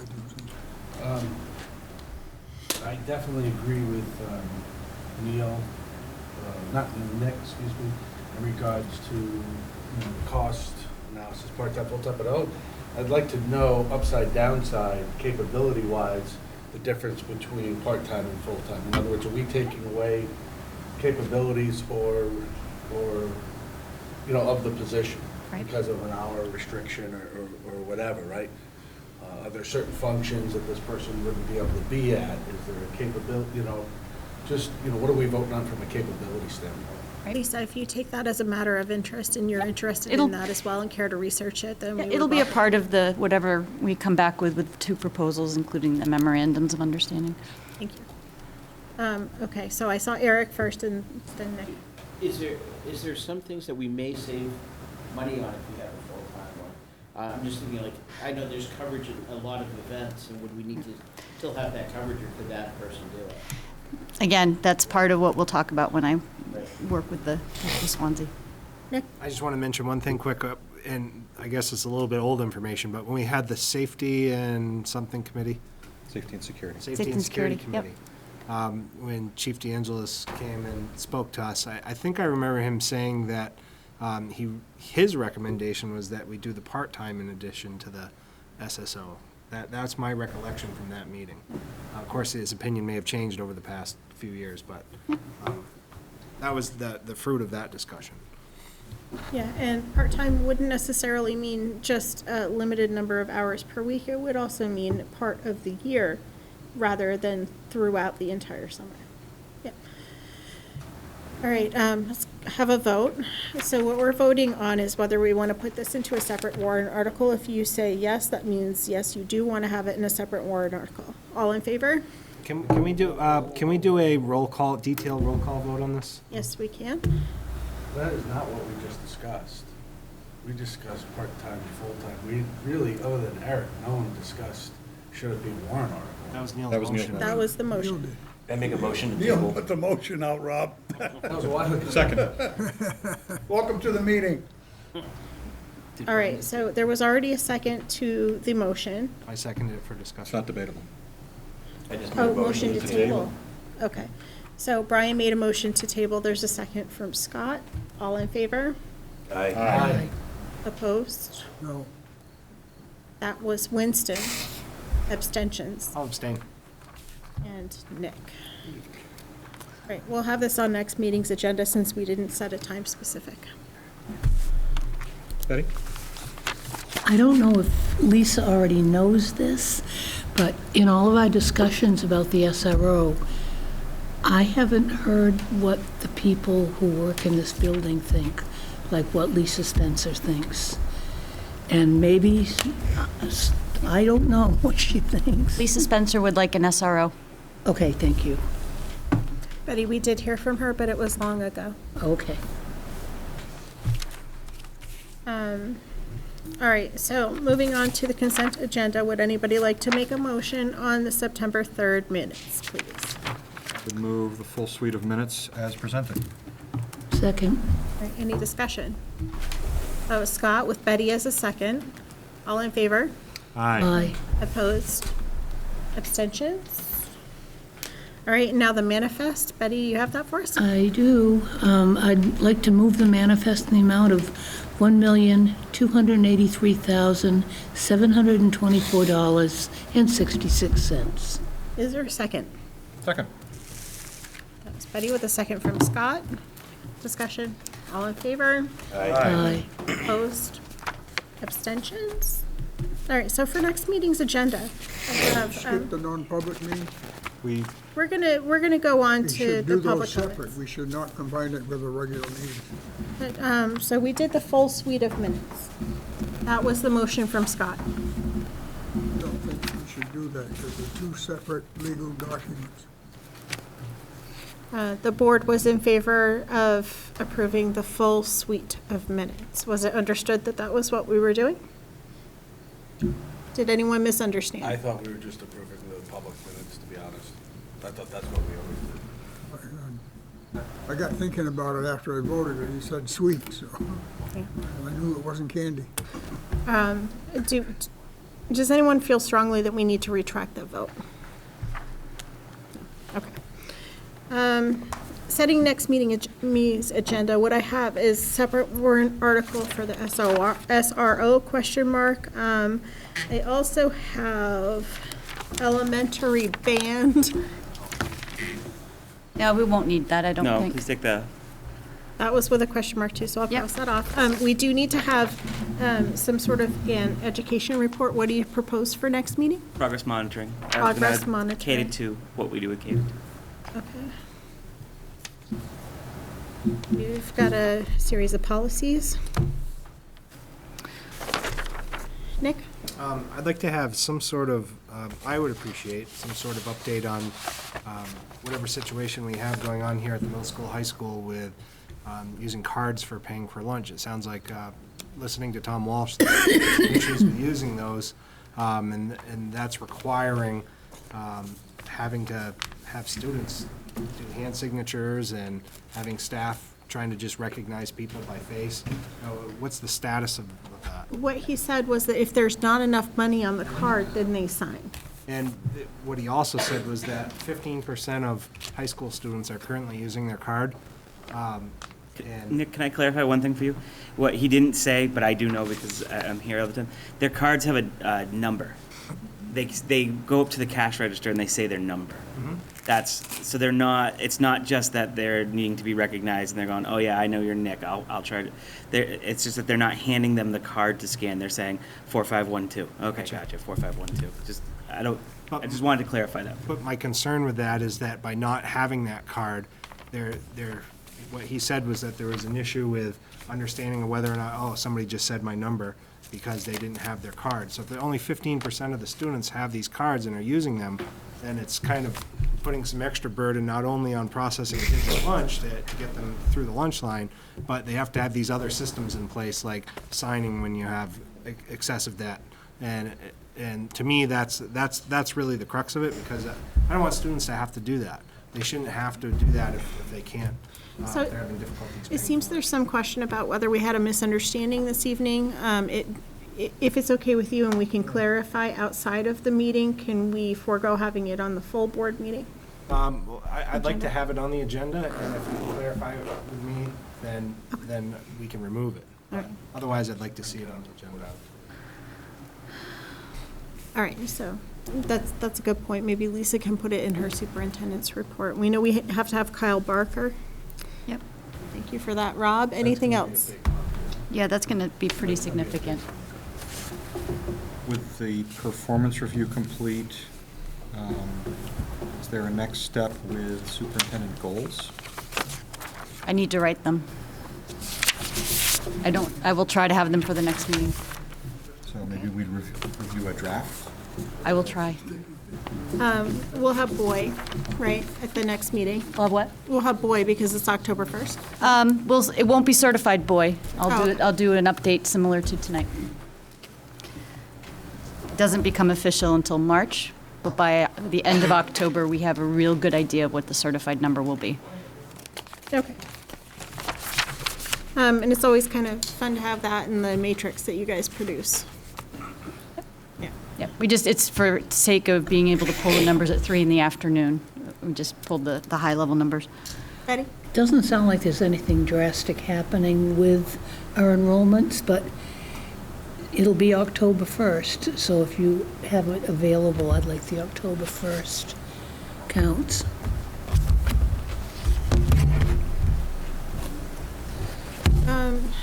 We do have 3 contracts coming up in 2020.